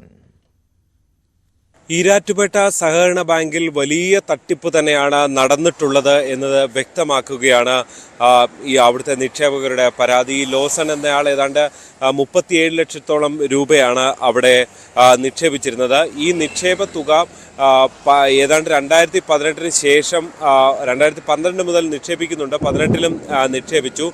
പിന്നീട് ഈ അടുത്ത സമയത്ത് ചോദിച്ചപ്പോഴാണ് അത് പണം നൽകാതെ കഴിയുന്ന സ്ഥിതി വന്നത്. മുഖ്യമന്ത്രിയുടെ നവകേരള സദസ്സിലടക്കം പരാതി കൊടുത്തു. പക്ഷേ സഹകരണ വകുപ്പ് യാതൊരു അന്വേഷണത്തിനും തയ്യാറായിട്ടില്ല എന്നുള്ളതാണ് ഈ പരാതി നിക്ഷേപകർ ഉന്നയിക്കുന്ന ഏറ്റവും പ്രധാനപ്പെട്ട ഗുരുതരമായ പരാതി ഉള്ളത്. ഒരു 10 കോടി രൂപയെങ്കിലും നമുക്കിപ്പോൾ മിസ്സിംഗ് ആണ്. ഇപ്പം നിലവിലുള്ള ഈ ഭരണസമിതിയുടെ കീഴിൽ ഇതിനു മുമ്പുള്ള ഒരു 10 കോടി രൂപ അവിടെ ലോസ് ഉണ്ടെന്ന് നേരത്തെ തന്നെ അവർ പറയുന്നുണ്ട്. എന്ന് പറഞ്ഞാൽ ഈയിടെ ഇതൊക്കെ അറിയുന്നത്. അപ്പോൾ ഈ 10 കോടി എന്ന് പറഞ്ഞാൽ അവിടുത്തെ ബോർഡ് മെമ്പേഴ്സ് 13 പേരുണ്ട്. ബോർഡ് മെമ്പേഴ്സ്, സെക്രട്ടറി, പ്രസിഡന്റ് ഇവരെല്ലാം ഉണ്ട്. ഇതിനകത്ത് ഇവരെല്ലാം പൈസ എടുത്തിട്ടുണ്ട്. ലോണ് അനധികൃതമായിട്ട് ഇവർ വാല്യുവേഷൻ കുറവുള്ള സ്ഥലത്തിന് കൂടുതൽ എമൗണ്ട് വെച്ച് ഇവർ ലോൺ എടുത്തിട്ടുണ്ട്. സർക്കിൾ ഇൻസ്പെക്ടർ കൊടുത്ത് നിക്ഷേപ തട്ടിപ്പെന്ന് പറഞ്ഞ് തന്നെ കൊടുത്തു. നിക്ഷേപ തട്ടിപ്പ് കൊടുത്തു കഴിഞ്ഞപ്പോഴത്തേന് സർക്കിള് കഴിഞ്ഞ 18-ാം തീയതി, ഈ മാസം അല്ല അതിന് മുമ്പത്തെ മാസം 18-ാം തീയതി കൊടുത്താണ്. ഇതുവരെ ഒരു നീക്കുവൊക്കെ ഉണ്ടായില്ല. അപ്പോൾ ഞങ്ങൾ DYSP കണ്ടു, SP കണ്ടു. SP കണ്ടു കഴിഞ്ഞിട്ട് SP ഓഫീസിൽ നിന്ന് DYSP ഓഫീസിലേക്ക് വിട്ടു. DYSP ഓഫീസിൽ നിന്ന് സർക്കിളിന് വിട്ടു.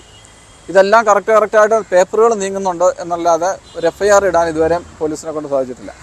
എന്തായാലും പോലീസിനടക്കം പരാതി നൽകി, പലതവണ പരാതി നൽകിയിട്ടും FIR ഇടാൻ പോലും പോലീസ് തയ്യാറായിട്ടില്ല എന്നുള്ളതാണ് ഇതിൽ ശ്രദ്ധേയമായിട്ടുള്ളത്. എന്തായാലും നിരവധി നിക്ഷേപകർ, ഏതാണ്ട് 200ഓളം നിക്ഷേപകർക്കാണ് പലതരത്തിലുള്ള പ്രതിസന്ധി ഉണ്ടായിട്ടുള്ളത്.